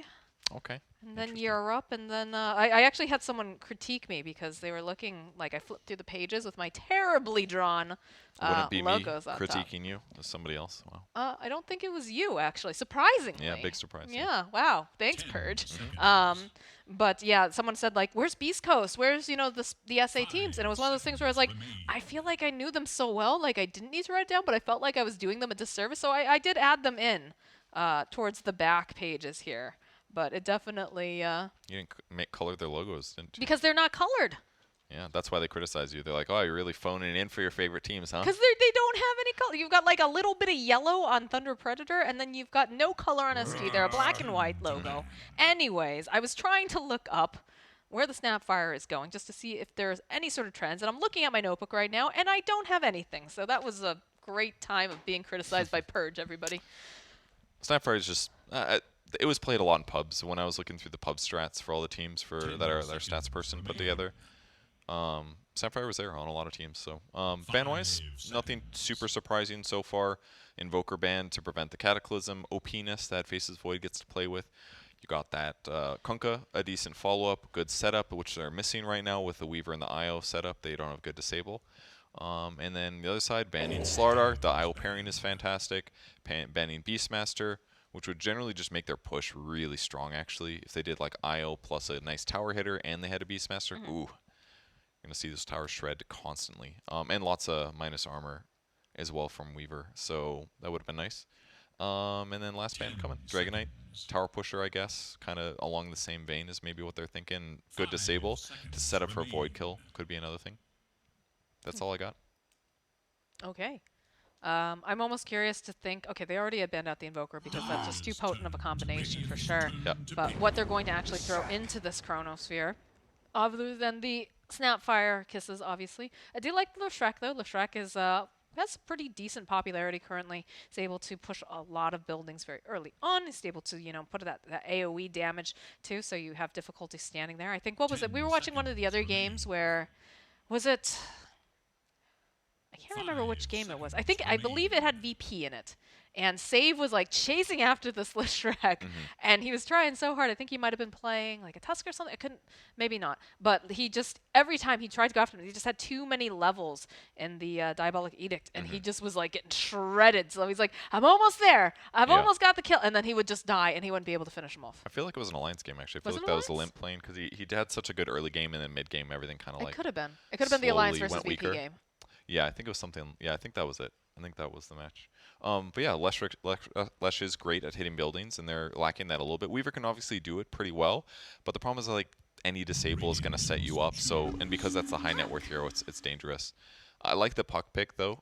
It's pretty effective against Lesh. You can dodge the stun typically with phase shift. You can restrict his movement a little bit. It's a decent way to follow up damage or disable after Chronosphere or before Chronosphere. So I think that's a good way to go this game. I like it. I want to see something that's going to be able to kind of gank that mid lane. And I guess it does, right, when you have the level 6 online here for the Snapfire and the puck with the Dream Coil, right? Because if you leave your tower, this is the same thing with the Dragon Knight, same thing with the Death Prophet. Generally speaking, you are going to end up losing it. So in this case, you usually want to have some sort of hero that's going to be able to gank the mid lane, so that way they can't just have free reign. Because that mid tower is incredibly important. Yeah, and I feel like we saw another game like that where it was Puck versus Leshrac mid, and I think that's why they pick it. It's because you just get Orb and you blast the wave, and the range is so long on Orb that you're consistently dealing damage from a relatively safe distance, so it's hard for them to jump on you to kill you to prevent you from pushing the waves. You just basically sit there, make sure your waves always push, get a little vision so it doesn't cross the river, and then that delays your tower from dying. And then occasionally go gank those side lanes, save Glyph maybe for him getting on tower, but yeah, it can work pretty good. And then ET going to amplify all of his team's damage. The Aura is going to be really good this game with Puck and Snapfire magic damage heaviness to amplify all that. You can Earth Splitter on the Chrono as well, so I like what Alliance is doing. It looks pretty solid with their 4 picks right now. Definitely felt easier for them to craft this by picking a Snapfire than an IO. Definitely did, and it also gives you, like you said, roast advantage if you don't want to fight into that pit. And right now, it's a little... what's the word? It's a little discombobulated looking at what Aster's got going on. Like, you have a general idea of what's happening, but... Earth Shaker. Go for the Earth Shaker, so that does provide them with some more lockdown. I'm just a little worried. They're a little squishy looking currently. I mean, the Earth Shaker definitely adds some extra tank there, but he's going to want to be... I don't know. I feel like you go in for the initiation, that's awesome, but you have to follow up fast because the counter initiation that's going to be coming out from Alliance is going to be fast and furious. That's true. 5 seconds. He can set up Lesh stuns at least. It does synergize well. It lanes okay against Void, but Void's going to time walk your enchant totem damage. So it's going to be like a war of attrition, doing like aftershock damage, get a last hit, aftershock damage, get a last stuff that where he doesn't want to necessarily time walk it. But they need the disables certainly. And you, like you said, it is squishy, but it gives them an option, a burst option, and it gives them an initiator for Weaver combos. That's the other important thing they're missing, or for IO combos. Sorry. To bring IO somewhere on the map, you have to have a stun to set it up. And Leshrac takes a lot of items to get that, usually a Blink Dagger. So that can struggle a bit. Bans now, we get a Sven ban and a Tide Hunter. I almost said tiny. I was like, it's not tiny, Tide Hunter banned out. I mean, it's the same tide, tiny. It's the same 10 Yes. number of seconds remain. letters. Very similar letters. You're right. They're both 5 awkwardly seconds remain. circular slash rubble-shaped creatures. I think we're reaching here a little bit. Disagree. Last ban here for Alliance. They are suspecting the Weaver to be a support here with the Sven ban, or minimum they're not too scared about it, which generally they probably shouldn't be. It's okay, and it's going to be able to like run around and deal with Spectre well, or sorry, Snapfire well. But the Spectre ban would have been very supported by the IO in Yes. terms of survivability. The single target damage for Alliance right now is lacking a little bit. ET Aura is quite good against it, but it makes sense that they'd ban it, especially because he could get around the map very often.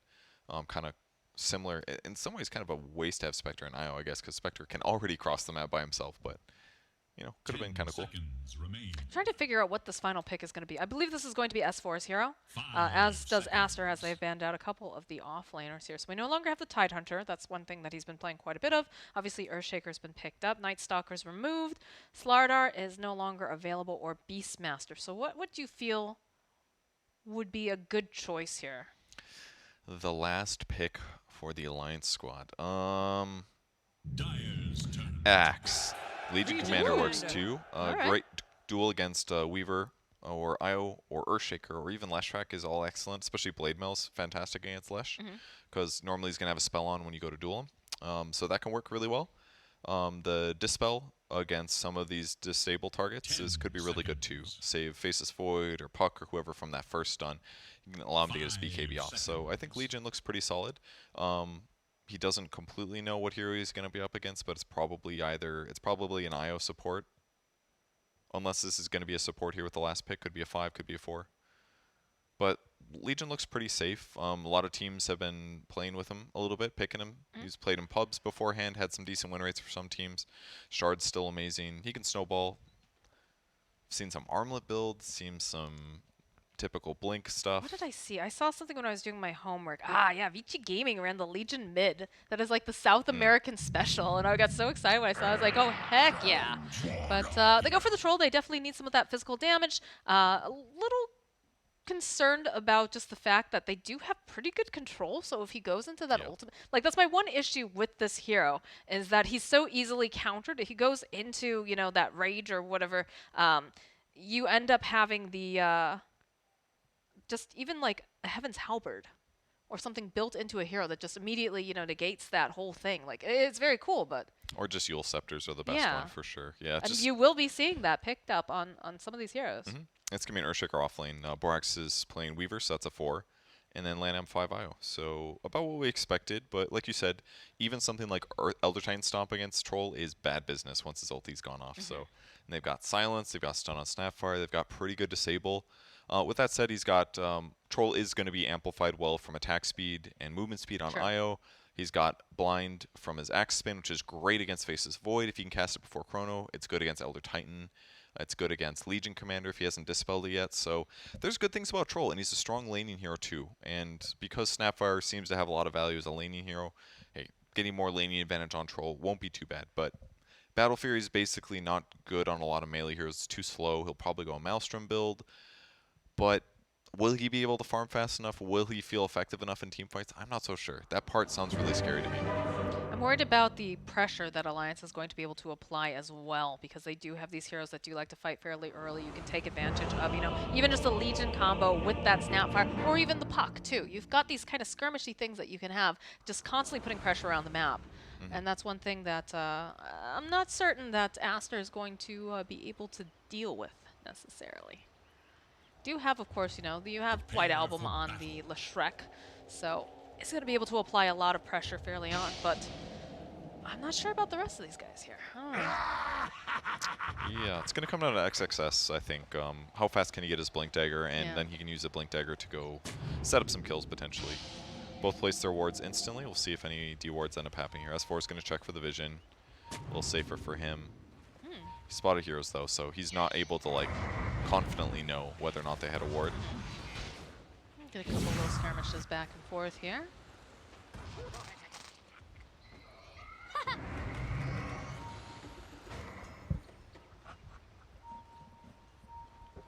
And everybody's got their vision down. And now they're just waiting patiently. Looks like we're not going to see any weird sort of 30 just seconds and counting. sassy plays going on. They're just going to go very forward. We'll be able to get the D ward on the sentry over to the side. And they'll make their advance over towards this bottom rune. Okay. A lot of poking. Everyone playing around the wards and everything. But so far we haven't seen many more than like 1 kill in First Bloods actually. Everyone's playing pretty safe. Not making too many mistakes on positioning, committing to kills that weren't important, that kind of thing. Nico Baby just checking out what he can find over to the side. Maybe perhaps thinking he could go and snag one of the runes, but he spots XXX right away. Get some slaps in on the Earthshaker since he doesn't trade very well at level 1. Go crazy! No aftershocks, so. And now Nico Baby must run. Well, they're going to be able to put a little bit of damage onto him. Can always just time walk it a wolf, but Yeah, there he goes. They'll be fine. FNG should stabilize this as ET. It'll be okay. now my question is, do they try? I know that they blocked the small camp. Is it a situation where they also want to block the other as well, or just because it is an Elder type and he does thrive off of the more bodies that are around in the lane or jungle nearby? The small camp is blocked right now, and it's a great advantage. So for what sure. about Oh, the other side of the the other map, you're side? saying? Yeah. It's less likely to matter typically because the IO is going to play in lane, so I Okay. think that's why they didn't bother. With that said, though, Hanskin does have a sentry sitting in his inventory here, but they're mostly just trying to like win the lane here. And G has to be careful. He's getting very, very low. He is. Does have a salve though, and he knows Earthshaker can't really do that much. That's true. And once Weaver uses Sakuchi one time, it's on cooldown for a long time, so I think he knows his limits here. It's looking a little scary, but until they get more levels, they don't have to worry. On the other side of the map, S4, Hanskin, Monet, Lanham all fighting a lot here. Throwing out the little shredders, getting as much damage in as possible just to help win this lane. But Try to slow down Hanskin just a little bit, put a little bit of damage out too. He's already got himself a stick, so be able to pop those charges if he gets in any danger. pretty even mid lane. White Owl main 0. Limps in at 10 and 2 at the moment. Everything going fine there. I feel like this is, you know, we talked about in game number 1 how it was a very similar draft to what they run during DPC. This is also very similar, I think, in that manner, where they feel kind of confident with what they're playing with and are very comfortable. That makes sense. It definitely helps to stick to the similar drafts if possible. Eco Baby's getting munched on by one of these little bugs. And just have some help from the tower. Sitting very low. It's a lot of damage. Is indeed. The bugs just do so much, actually. The mana cost is not, it's a little high, 110, but with Weaver going for the faster earn here, his mana regen is going to offset this a bunch. But Nico's got to be careful here. Does have 11 wand charges as well, so. He does, and the Fairy Fire, so he's okay, but it's costing him. He could have maybe gone for range creeps, that kind of thing. Maybe F and G need to bring out regen faster, but The double whammy there at the enchant totem. feels good. Get that extra damage. It's a lot of damage level 1. 75 damage for Aftershock just at the first point. It's great. Good brass. Top lane. It's like Hanskin landing a nice cookie there over on 2, and Monet and Lanham sitting very, very low. This is a cool thing about Legion, actually. He's put 2 points in overwhelming odds already. Like, he knows he doesn't want to fight Monet, because Troll's just going to spin, and he's going to get mischance, right? So instead he grabs some extra points of overwhelming odds. Oh, the root immediately after. Because he knows that Io's always going to be near Troll, so you get bonus damage because they're all grouped up. So it's kind of a cool way to deal with it. And with the Soul Ring here, he's got enough mana to continue spamming. So just has to get a little regen until then. And should be able to help offset what Lanham's trying to do, which is heal. Hanskin getting off those clicks, and we've talked about the little shredder, how nice it is now that it has been changed around, where you do have that the reduced armor Yeah. from each hit. Not quite as good as it was, but it's still very good, for sure. I mean, 45 damage is like, what, 30... Or it's like 75% of Snapfire's regular attack, so it's a big damage increase for those short moments on top of the minus armor, so pretty strong skill for laning. Game's still pretty dead even across the board. Nico Baby in a healthier HP place than he was previously. Looks like he was forced to use some of those stick charges earlier. Yeah. It's a tough lane. The Weaver's been very harass effective in the games we've seen so far as a support. Makes sense. Haven't really checked in though. What are we looking at here? We've got level 5 over on Limp, getting very close to that ultimate. Same thing for the Leshrac here. White Album has been farming very well. Both of them neck and neck. Just a couple more denies over on Puck, but I think that's to be expected considering he does have very high base attack. A little trading going on top. Monet gets Ooh, low. FNG so low here, but it's going to survive 70-something hit points. Both sides of the map, actually. Everyone just fighting constantly. And FNG, what a bro, gives his last salve to Nico Baby and then runs home to heal. Pressure top, S4, gotta be careful. Wants to nuke still, get Monet low, but there's a good one. It's a decent amount, yeah. But it's what IO does best. It's just heal your carry. Even though the damage looks good, and it does, it's still a little bit tough. And last hitting wise, he's 10 behind the troll, so this troll's really working out. This lane advantage troll has, paying off. Be interested to see when we're going to start seeing some movement, because I don't think S4 wants to necessarily be left alone up here. Definitely not. There's like no way he wins that. He's going to get hit every time that he They're comes sitting forward. very low here. FNG joining in, so he's Hanskin, throws out the bug. Cookie Hop buys a bit more time, and they realize there's no other disables really left at this moment, so they'll just teleport on home with S4. Like, we do get the rotation that, like I talked about. I wanted to see someone over on the side of Alliance maybe poke a little bit at White Album because you don't want to leave this lane necessarily. You're just going to lose it to that Leshrac as he rips apart your buildings. Oh, good snatch here. Lim following up with the Dream Coil. They see Lanham. They should be able to get this kill. Spling forward. There we go. And now FNG, Cookie Hop, getting him out of this way, but he's burning quite a bit. He didn't even know there was an Invis Weaver there. He's like, Dream Coil the Surprise. IO. Yeah. But he's like, oh, that's fine. Doesn't care. I'll still do the same thing. Get them kills. And then the nice cookie to keep FNG alive so that White Album doesn't get the response. With that said, game's still very even. But a little first blood on a puck is not going to hurt for Limp's chances of controlling the mid game. Smoke gets popped. That might have been spotted by White Album, actually, because I think it might have caught Limp. Could reveal that the pressure's come into the bot lane. Face the Void, not 6 yet, so no chrono, but it's got a little attack speed from Gloves of Haste. Instead, they're swinging to...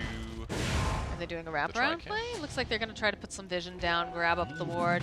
But Hanskin is on his way down, and XSS doesn't have any mana left, so they'll open up with a little Shredder. Let's get some more damage. XSS trying to find, but the cookie goes right through. One more hit, and that's a kill for Nico Baby. It's a good try. He almost dodged the cookie jump, but not quite enough. So rotate works. They steal the bounty rune. They get an observer ward down. That's going to spot the tri-camp when Troll ends up going there. Gives them opportunities to go pressure him if desired. A couple things here on the top lane. S4 still sitting at level 5. Level 6 now available on Troll, so that means he's got his battle trance should he need it. He's doing great though on S4. I think this is like his natural habitat, is being pressured by the enemy heroes. He does great on this. A lot of offliners these days used to fighting. Very nice stomp, Nico. Jump forward over onto XSS. They want to get rid of this Earthshaker. They don't want him to get a timely Blink Dagger, so. And that was a timely bash right before he's indeed. able to get any spells off. Oh, no Fissure, no Enchant Totem to make get some harassment. Oh, is he going to snipe the courier? This is huge. He gets Oh, it. he does. That was There big. goes the quarterstaff. That was a Mask of Madness. That would have been completed right now. His ability to jungle is severely hampered compared to where it would have been before. Like, he's going to be fine because his lane is still, like, he has an advantage here and he has Chronosphere, but that one hurts. It's like a little bit of GPM and experience lost. Do have the Chronosphere online now for Nico Baby if they want to try to go for any sort of team fight plays, but I'm guessing at this time he's just going to, God, I'm saying time a lot. I gotta stop saying that. Give me something else to say, Purge. My brain's tired. Quarters. I'll wait. Say it.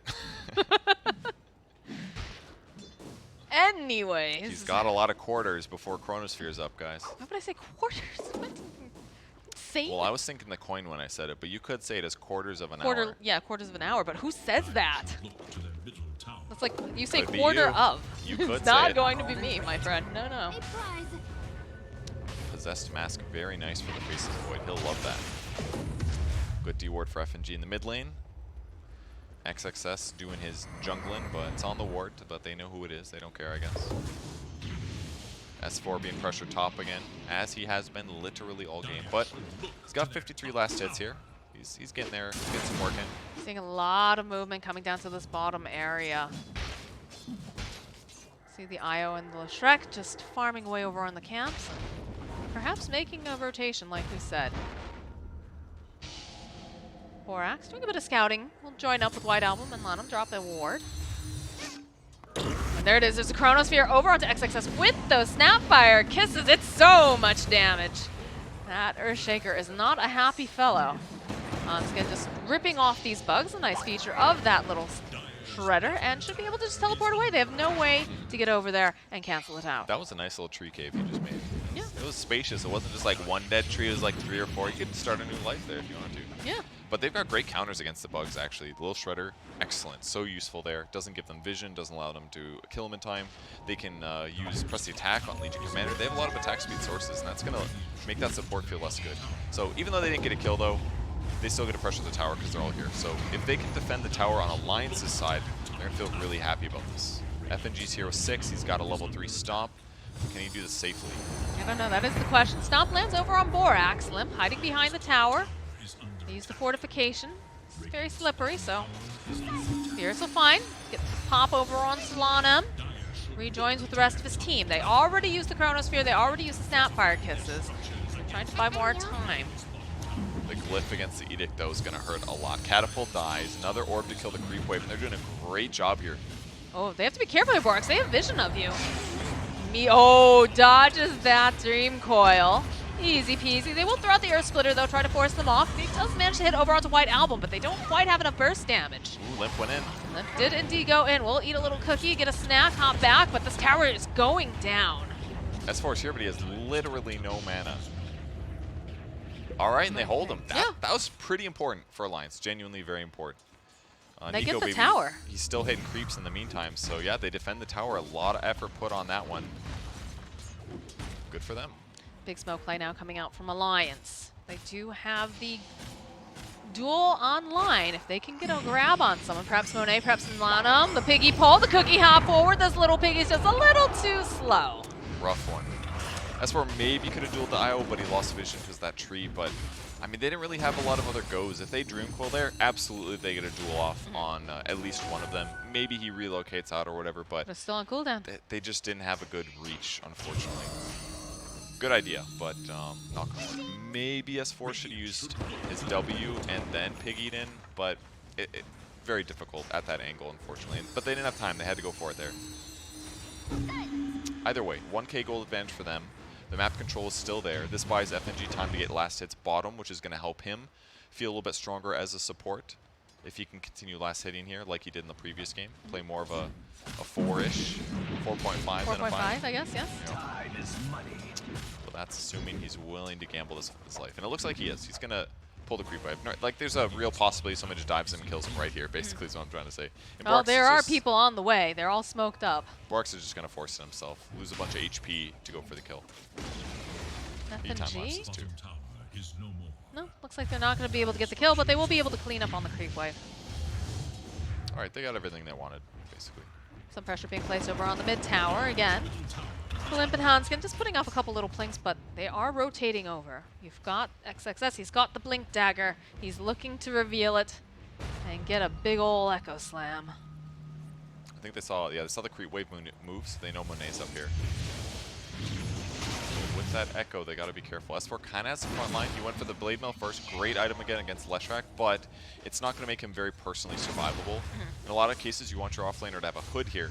Oh, they're going mid, or jungle. Yes, they are. They're going for the jump here. Monet still alive. Those Snapfire Kisses, though, making this long distance. Oh, they almost managed to get Limp out, but they're not going to be able to find Nico Baby. They're following up. They get a duel right on the edge. It is so efficient. They take down Lanum. They take down One Album, and now XXS forced to run away. Does not look like he wants to go and burn any more spells, though, so it's a very effective Chronosphere. Perfect. That was great. Puck had to do some aggressive stuff, but when you Dream Coil the troll like that and the Snapfire Kisses are ready, His HP is going to go to 0 basically, and then Puck just has to like phase shift and buy time, don't give him the chance to lifesteal back up, and it's guaranteed death. And the fact that they were also able to chrono after just helped so much, and that's their lack of disable on Aster's side that was really showing. They weren't able to stop Puck. Here's that replay once again. Snapfire kisses land. He fissure, dodges the fissure with his phase shift. Ultimately does die, but what a beautiful chrono. Blade Mail duel on the edge while his spells are going, so he kills him even faster. And a 3k gold advantage now for Alliance. They're on some cooldowns, but I'm not that concerned for them, frankly, right now. Because Aster's doesn't have the best gank. So kind of just hitting creeps right now. It feels like they're trying to just get these objectives more than anything else, whereas Alliance does have kind of this lineup that makes it a bit easier for them to go and do these ganks. S4 pushing them off the tower. More teleports are coming out. Borax going a little bit behind here. Need to get this bug off, and the fissure comes through. S4 has got that blade mail going. He's just dishing back some of this damage. The Echo Slam, though, comes out from XXS. They'll find the kill. Borax next to fall. Dream Coil over on several, but they don't have the damage to follow up this time around. That's the move. If you don't have the gank, you just force them to fight you at your own tower. And Alliance overcommits a little bit too hard on the backline there. FNG got his HP very low, gets picked off with some poke, and then is S4 as well. Reflected some damage, but ultimately not a good outcome for Alliance. They lose some gold advantage there. It would have been better to slow that down, just not lose heroes if possible. And they tried to be too cheeky like before where they're successful, but here they got punished hard by the blink.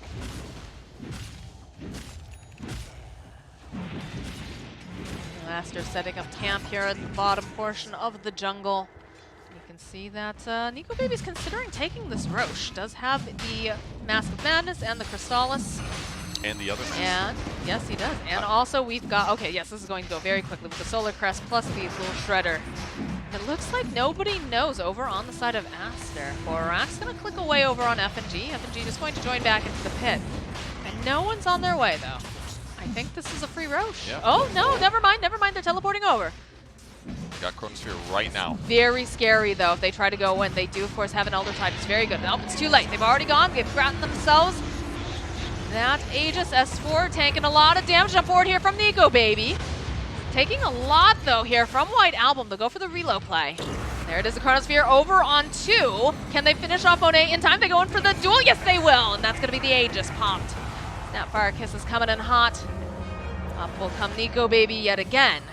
Can they get their hands on anything else is the question. It doesn't look like they will, but they ended up getting some more dual damage over on S4. What a great game for 200 dual cast range, I must say. He's It able is, to like indeed. duel deep into the Chronosphere. I don't know how you do that, frankly. Ooh, look at that stomp. Look at the stomp over here. The cookie hop forward. They blow up Lanham. They'll take down White Album in 1 moment. And it looked fine for Alliance, but now looks really good. That's extra Yes. pickoffs. Great snags. We got once again. double blinks picked up now for the side of Alliance, too. Who is the second one? Puck or something? Legion Commander and Puck Puck. Legion. Okay, Yes. nice. Very good to have. S4 just popping over to level 12 now, so now he's really going to be able to pick up some bonus damage. But so far he's been doing fine. Got the cast range, he's got Blink Daggers, queuing up Shard. Maybe one of the best shards in the game, being able to give magic immunity to your teammates, or just like, it makes it so much easier to like blink duel a guy. If you just know that you've got shard, you have the immunity to just cast duel. You don't have to worry about getting Yules first, hexed, anything like that. You just got that, just enough time to land the duel. That can be enough sometimes. So Alliance gonna buy some time while their cooldowns come back, but with their net worth advantage, they're gonna feel pretty confident. Maybe Aster goes to cross the map, again forcing objectives and then taking a team fight seems to be the way that they can force Alliance to engage them, but without the objectives, I'm not so sure. Trying to make a pincer movement here. They're trying to go from the top. FNG lands a stomp over on White Album, but no one wants to go too close. Hanskin Radiant's top tower is backing away. And it looks like, I think they're just going to let this T1 fall. Yeah, this They don't tower's seem too concerned. not that worth committing to if they're out of position, and in the meantime, S4 is getting tower damage anyway, so And Limp is in the mid lane, clearing up the creeps. yes. Dire's Alright, he TP's back. They're gonna probably recalibrate Smoke. together as a team and maybe take a fight. We'll see. They don't have the Void with them, though, so they do have to be a bit careful. S4 isn't committed back yet either. They need to see where their opponents go, but it's scary right now. They have bad vision of their tri-camp, so they can't really even approach the top half of the map at the moment. But as soon as they see somebody on Aster, things are going to change. Because then they're going to have some information to play off of. That's why they're playing so carefully in their positioning right now. Dire's bottom tower is in danger. Looks like they're trying to bait Nico Baby a little bit. He pops that Mask of Madness, gets a couple hits up on the tower. 4x. Shikuchi on over, and there is movement now. There's a smoke coming out from Aster. That's what they Continuing to want. hit. S4 hiding deep in this tree line. Nico was pretty sure that they weren't going to. They're going to. Considering it. No, no. Rest of the team slowly converging. If they show, S4, of course, blinking forward, gives Nico Baby time to run away. He may end up being the sacrificial lamb or sacrificial pig, you know, one or the other. So S4 will fall, but that allows for Nico Baby to get out in time. He died as he lived. Piggy. True. It's not appropriate. I just thought it'd be fun. I mean, he did chase after them as a pig several times. That's true. Radiant's bottom tower is All right, we are getting very close to this BKB. Oh, Lip just walking right into Monet and Borax. For the stomp, they go in, followed up with Got the the root. Snapfire Kisses. The root in place, though, plus the Earth Splitter doesn't quite connect. Monet trying, no, it's going to end up falling, and then the back line steal. Lana was going to fall. They had a nice Chronosphere. Lip does eventually go down. FNG, though, making his way over. They told, oh, they're controlling Nico Baby. It's a little bit scary. He's got the time walk, though. Can they finish off White Album is the question. Hanskin, he wants it. He will be able to get it with the little Shredder. And now Borax will be the next to fall. A double kill for Hanskin. Looked scary there for Nico Baby for a moment. Yes, it but did. luckily, Hanskin's able to clean up the Lesh kill as he runs away, and from there, everything looks solid. But boy, Monet was so ready to ulti that puck. The moment he saw him, pops his ulti. Instant phase shift, though, buys time. And when he orbed, after he came out, he did get rooted. So it put Puck in a bad position as well. But they're able to make it work. And that's the goal of Limp right now. He's trying to create pressure and be the frontliner to make it easy for his team to play. He doesn't want to have to force Nico Baby to try to always Chronosphere to start the fight. He wants to like Dream Coil, and the more time he gives Nico Baby to make a good Chrono, the better it's going to be, basically. So that's why he's buying an Aeon Disc. It's a great puck item in games like this where they do have that one way to burst one guy with Echo, or with They've Earth. got the Atos online, but Nico Baby heading off those bugs. Cookie hop forward, will rejoin the team. They're looking to fight over here on Aster. They want to make something happen. Nico Baby turns around, gets a couple bashes up over onto Park. Can they finish? They get the duel. Beautifully done. Hanskin will get the kill. Nico Baby, though, he is in a little bit of trouble. This is looking like he's going to die. Beautiful Dream Coil, though. FNG, he's taking so much damage. Lanham, though, falling. FNG will also end up dying. Hanskin, he did a lot to try to keep his teammates alive, but eventually he will also die. Little too expensive. 2 supports there for 3 of yours plus your carry. Not a good The fight. carry but especially, yes. But you know, it happens sometimes. Got a little confident. They maybe blew too many resources on the IO kill, frankly, because that same moment that he was a little bit out of, or the Weaver, sorry, the moment that he looked a little dangerous, all of a sudden you see both Snapfire blink in and Legion blink in. They duel him, they blast him. It was just a little bit of resource overkill, and as a result, they didn't have any more oomph left in the tank. Nico Baby also committed his Mask of Mana, so even though he got press the attack, he was still silenced from Mask of Mana, so that kind of hurt him a bit too. He wasn't able to escape maybe when he needed to. So a little costly, but he's got an Essence Ring now, so he's going to be able to tank a lot more damage in the next fight. So all you got to do is survive, then Time Walk gives you like heaps of HP, so just a little bit of extra health can mean a lot when you have SY.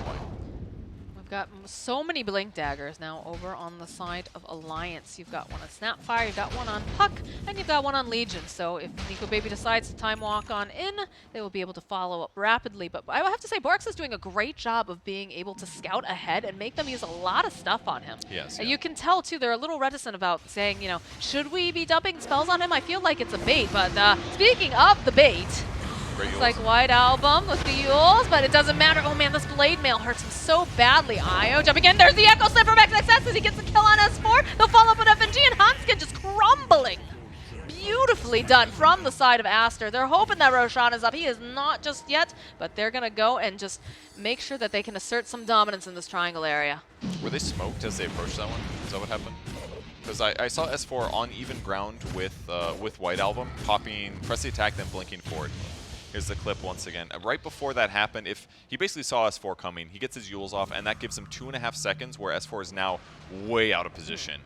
Doesn't have health regen, hasn't gotten a duel off. They need to cast duel on either Monet or Leshrac and get that kill quick. And it's a little bit harder because of the IO and some of the other disables they have, but that one was a big unfortunate fight. And a beautiful Echo Slam over on 3. It was. Very nice. They read that well. It's time to dive. Alliance is like, oh no, run away. Yeah. Just collect them all. You're really on this Pokemon thing Yeah, I had to recently. bring it back. Is there something you know about it that I don't? No. Okay. I'm a slightly knowledgeable Pokemon person. Feels like the year 1997. I would know a shitload about Pokemon compared to the average person. Let me tell you. We had the guide. You have the poster too? No. Alliance playing very tightly here in this top area. Perhaps looking for some retribution. They know that the Echo Slam is still down. So they are combing through, perhaps wanting to take this tier 2, solidify this outpost. But Aster reading it pretty well. They're regrouping themselves, and they're going to go just hang out underneath this tower. Yeah, so one of the negatives of Puck at this point in the game is that if the enemy team does 5-man a lot, like by all means he can still like land great Dream Coils, but if they're 5 together, he needs a lot more resources. He can't just get these kills by himself. Ooh. So We have a play happening here. Monet leading the charge. They're smoked up. Limp is a bit difficult to get their hands on. Borax looking for the opening. S4 is there. They'll find Nico Baby, but he's got the BKB and he's going to turn around, try to put as much damage as he can over onto White Apple. They even get the duel off. It's beautiful here. relocate. Relocate, though, coming in. Not going to be able to quite finish up. As again, Nico Baby, there's just so much nuke damage. It's not going to be able to be enough. That was an insane jump in on from Nico Baby there. Was indeed Limp over on the back lines. He's trying not to get controlled. They do have the vision over on the side, so he's going to be able to go. Just quickly run away, juke around these bugs. It was pretty good counter initiation for Alliance there. They bought Nico Baby time there. He hasn't bought a BKB this game. They thought they're trying to get away with it, basically using the Legion Shard, and it worked there. He gets the chrono off, they get the duel on the right target, but Lanham was more than ready to relocate the Leshrac and save his life. And as a result, you're not going to win the rest of the fight. Very well played by Lanham there. That said, there's still some more oomph that Alliance is looking for. Hanskin is going to commit to buying the shard. He had enough money for a while here, but he just was scared to spend the money. Doesn't want to get rid of his buyback, but he's already got Blink Dagger, so getting shard is going to feel really good. He's going to get a 2-second stun, and he gets extra damage from Scatter Blast. It's going to do like 600 damage. It's like an AoE Finger of Death in close range. It's very strong. But right now, Aster's taken Roche with this advantage they had. There's no chrono for a long time. It's an easy gimme. Who's going to get the shard? I would think that... They give it to Io. Okay. The troll one is okay, but I would never spend money on it. And therefore, you have to say, like, okay, it's just going to be better for somebody else. Earthshaker already bought his. His was really good. Leshrac can be really good too. They could have definitely given it to him, but hey, people are liking the IO shard. Yeah.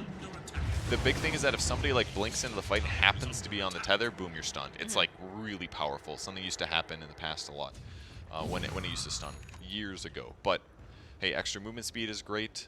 And if they can also restun too. It's like if you do stun with somebody, untether and then retether again, boom, you have a 3.5 second stun. That's huge for somebody that previously, for a team that was previously lacking disable. This is interesting the way that they're a bit split up. You've got the Puck hiding over in the tree line.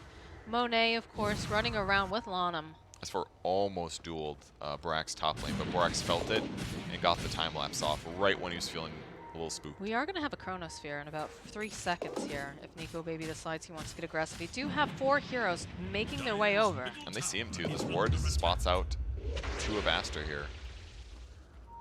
They might Question catch is, do they do? XXS. I mean, XXS is a big person to take out. That is initially, you know, their initiation. FNG glimmering up. They've got the vision. They've got the dust. Simone running after FNG. They're looking to get the stomp off. Land over on the back lines, but Monet finding the opening. Now XXS, is he going to be able to get this dual damage? Yes, it is. It's going to be a win for S4. Relocate wasted 2. Okay, is again wasted. White Album, Monet's getting himself that double kill. And they've got their eyes now over here on Limp. They just have so much damage. Gonna be able to buy just a little bit more time. The Chronosphere comes up. Limp's still alive. They'll turn their attention over onto Lanham. Nico Baby wailing away over here onto this Io. Let's get some silence. Just gonna have to time walk again. He gets rooted into place. White Album's just nuking him down. This is a dead Nico Baby.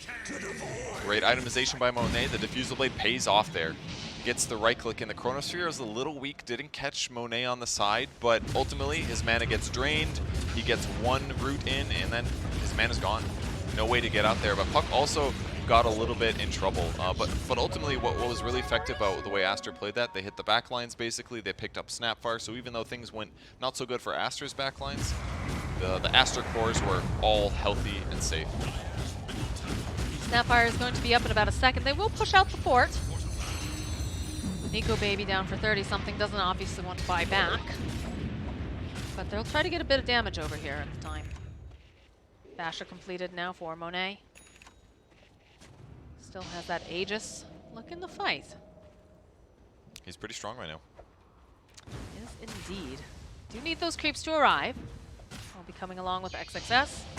They have to be so careful in their positioning over on the side of Alliance. XXS is just looking for any nice Echo Slam that he could possibly get. No tether for a second, but it's not going to matter. Healer right back is so powerful. It is actually so powerful. You can see Nico Baby down here on the tree line. Blink forward here, coming out from S4. He's going to try to take Lanham out of the picture. Nice. Does manage to do it. Now he's forced run. They have the Glimmer Cape. BKB's already been used. Nico Baby does get rooted into place, but he's able to run away. Monet chasing him. He's going right. He's going very far into the base. Again, does have himself that Aegis. Don't quite land that Shatter Blast. Down forward again here from the Puck, silencing forward with the Waning Rift. FNG looking for a stomp or something, but he doesn't quite have it just yet. Throws down the Spirit, might be able to grab XXS. No, they'll turn it around with the Yules. White Album will be able to escape. Feels like they should have been able to get more out of that one. The dual jump was great. They all threw their spells at the same time. They threw Earth Splitter. They threw Snapfire Kisses. It was able to do enough damage to kill the IO, but they just couldn't punish any deeper than that without the Chronosphere. It felt like a lost opportunity for Alliance, even though they did get a dual kill and one pick-off. But on the bright side, S4 is closer to his BKB. It's going to be easier for him to stay around and fight a little bit after he commits and secures a kill. But because his damage is okay, but usually Legion is really about jumping in, getting a duel, and backing out and resetting. So they just have like disable problems. What I'm feeling is like Faceless Void is pretty strong with Chronosphere, but like once Chrono is end, the matchups just aren't great in this game. So it feels like he's kind of vulnerable most of the time. I don't feel his carry effort just yet. S4 getting clipped by the fissure, and he's gonna fall. Good pick off. No BKB for you. And now they control Tricamp. Warding and dewarding likely. I think this is too hard for them to kind of push off. Yeah, there's no way they can defend this until Legion gets up. They need the duel or they need the cleanse to save whoever gets caught. The Aegis does give reclaim though in this time, so little nice silver lining here for Alliance, but Aster definitely feeling very strong, very dominant. 10k net worth lead at 32 minutes into the game. Almost Abyssal Blade on Troll as well, so any disable lackings that they were having are completely gone at this point. And they're going to TP back, probably giving up their tier 2 as well. They're looking for a kill in the meantime. Night Album hunting over to the side. He knows the Hanskin was there a moment ago, but it's already teleported back into his base. And Alliance just getting ready for the high ground defense. At the very least, they can play bottom around Nico Baby in case somebody tries to kill him. Puck will sit there. They can do a response kill, but gold advantage continues in Aster's favor. Leshrac, Halberd, Bloodstone, Hood, Yules.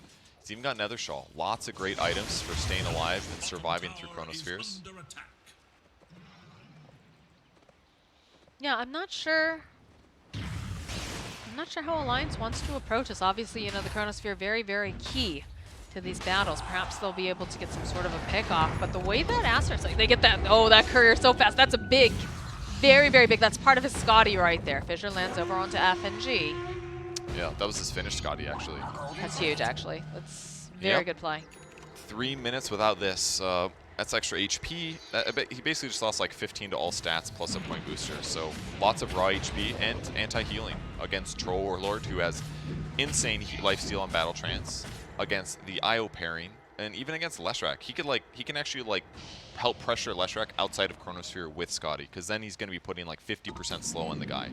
Leshrac's going to have to use like a Yule's or a Halberd or a stun every time Void gets on top of him, whereas before that wasn't really the case. He just kind of ponies away at high speed.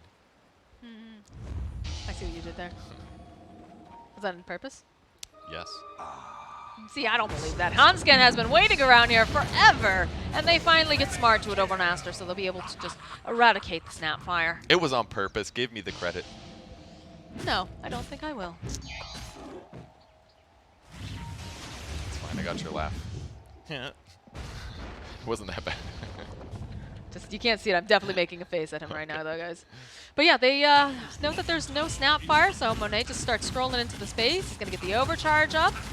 Going to force out the fortification. The rest of the side of Alliance is not ready here. They're not home. S4 probably going to try to clear up some of these creeps. Doesn't want to give away his position, though, either. For a stomp, they've managed to not hit anyone, really, it looks like. It's hard. Monet's fast, running Monet's back really and forth. fast. S4 too. He's taking Oh, so much damage. He no. gets spotted out. This is not good. Down goes S4. The bash over onto FNG. He's not even going to be able to get the stop off. All right, And buyback they just go time. down one by one like dominoes. Or they just let it go because they have 3 heroes dead. Even if they buy back, it's still time. Yeah, they're going to have to buy back now. Yeah, they're so far behind. They're getting close to their final stand here. It felt so good at like 15 minutes. They were just disabling, getting the Chronospheres, getting some kills, but just too many mistakes. It also kind of felt like Puck's impact on the game kind of fell off. He went for that AN disc, which sounded right at the time because it was like, oh, he's going to initiate and frontline and start things, which they do need, like, because that's the other issue. S4 is kind of like Void in that they want to like see what's happening, then pick the right target. So he kind of had to do this, but then it just felt like if they fissure Legion Commander ever, while he's trying to initiate, that the fight is just easy for Aster. Because Nico still can't really go in. He can't just like Chrono. There's no like Chrono follow-up damage. It's like it just felt like a little bit hard for Alliance to execute this draft is what it felt like so far. Double damage. Monet would love for that Roche to respawn right now, any moment. And there it is, I think. Yep, there was. Wow, that's actually pretty funny. 5 seconds if they stayed in the pit. Sometimes it happens like that. That said, they might want to wait for better vision. There is a ward that could spot them here, but they're going to fight. Smoke play over on Alliance. Smoke will break immediately. The Hex goes out over onto S4. Cookie forward. Puck looking to jump onto the back lines. Wants to make it so that XXS cannot get this Echo Slam off, and they've got such heal. It's going to be enough, though, to take down XXS. They got the Chronosphere off the side. The Earth Splitter. The duel coming in from S4. They'll be able to clean up. Monet now falls. Buyback now from the Troll. White Album, he is totally out of mana. They have the Scotty online. He's just getting bashed down to death. Limp will get the kill. They do have to go home, though. They have plenty of creeps and cardies that are hitting their buildings. One more creep and to they kill. just need Lon M as well. Came on back from the fountain, tries to save the Earthshaker, and he succeeded. Brings Earthshaker back. And frankly, Alliance executed a little bit weak. Nico Baby's Chrono did not catch the Earthshaker, and he was like, I'm hitting the Weaver. Wait, this is really not important. Let me go try to help finish things off. But luckily, they got that dual kill on the front line. And I mean, the fact that they were able to interrupt XXS, and again, he still does have that Echo Slam. He's got the Blink Dagger, too. Could potentially make something happen. The kickback over onto Monet. Nico Baby, though, getting stunned, getting held into place. The BK, no, be able to run out. BKB popped over onto Monet. Puck jumping onto the back lines again. Wants to just keep canceling out over on XSS so he can't get that initiation that he wants. White Album off to the side. They need to figure out what they're doing, though, because they have quite a few creeps in this base. Yeah, this is not looking good for Alliance. It looked like a reset, but with those early Raxes, somebody has to go back, and as soon as they get spotted, that's when Aster is going to move in, either to Roche or to better high ground position. Like, if they control the Tri-Camp, good luck, Alliance, They running lost into a that. whole building over here. Just a regular Just to the cardies and whatnot. And this is actually the moment where they're really valuable, right? Because buildings buy you time where these catapults are not hitting your tier 4 towers. But now, anytime a creep comes in the bot wave, it's going straight to your tier 4s. So Look at this damage already that's coming out. They have no way to repair this. repair kit? No. Oh God, remember those days? Oh God, everybody hated that. Everyone hated it. Except for S4 the though. losing teams. He doesn't have BKB. He's saving his buyback. Can't do both. They sent back Hanskin. I mean, he has the shard. He's got the press the attack. Huntskin has BOTs. He could show up to this potentially. They need to get in there as quick as possible, though. This is looking like it's going down too quickly. They go for the stomp. The bash coming out for Roshan. And they go in for that duel. But Monet has already grabbed up the Aegis. Looking not great. Those Snapfire kisses, they do a lot with the ankle slam. XSS, he's going to fall. He buys back. Hanskin trying to do whatever he can. Can they take down Monet? No, the heal is just too good here from the IO. Buy back again from S4. They need to get these creeps out of here. Hanskin trying to find the opening. They have the vision. They've got the sheep stick. They have too much damage. This is going to be a dead grandma. Vorax with the Rod of Atos into the Scythe of Vice on Weaver.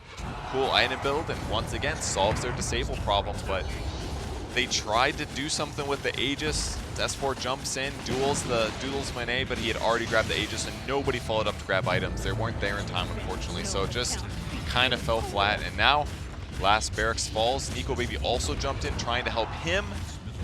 I don't even know if he presses BKB. Maybe it was on cooldown. He got hit way too fast with literally everything. It's way too hard. Puck, Aeon Disc does proc. They've got, oh, this is not looking good for FNG. They have the Glimmer Cape though. I don't know, these buildings are going down. This is looking like we're seeing the beginning of the end here. They need to buy time somehow. Need to, oh, this is not good. Limp sitting very, very low over on this back end. Another stomp, but the BKB comes out, the fortification also being used. They don't want to give up. They want to get them away, but I don't know if they have anything that's possible to do this at this time. S4 is just being controlled. The Ancient is falling, and they get a little bit more dual damage. But things are looking extremely dire. Can they do anything to get forward? No. Just as Nico Baby respawns, Throne ends up falling, and just a couple too many mistakes maybe from Alliance. Their team fight was really hard to execute. They had the Legion and the Faceless Void are a little bit of the same kind of hero. They need somebody to scout for them. Puck did do that, but eventually Aster just won some team fights, and even if like the duel went well, you're still going to try to chrono, and Lanham on the IO is still going to be able to offset that other powerful ability. So they just didn't quite have enough to make everything feel powerful, and Aster just outplays them, outfarms them, gets the game done. It was a fun game, especially watching early on. We had some really nice chronospheres. You saw S4 like being perfectly positioned to get the duels, and things were looking good. But again, Aster, they played exceptionally well. That Roche Pit fight, I would say, was just huge in the momentum. And once they got that, it was the Lions struggling to stay in the game at that point. Yeah, so good for Aster getting a point on the board. Is that their first win? No, they got one earlier today, I believe. believe. They've been doing pretty okay since White Album joined them back. Was my perspective, but I gotta go check the stats. It's been a bit. So yeah, great for Aster there. Well, clearly, having White Album, having your teammate back is doing a good. I can't talk. Oh my gosh, it's making a good difference. Good Dota. Good Dota. We have another series for you, so we are going to take a break, and when we're back, we will have that final series.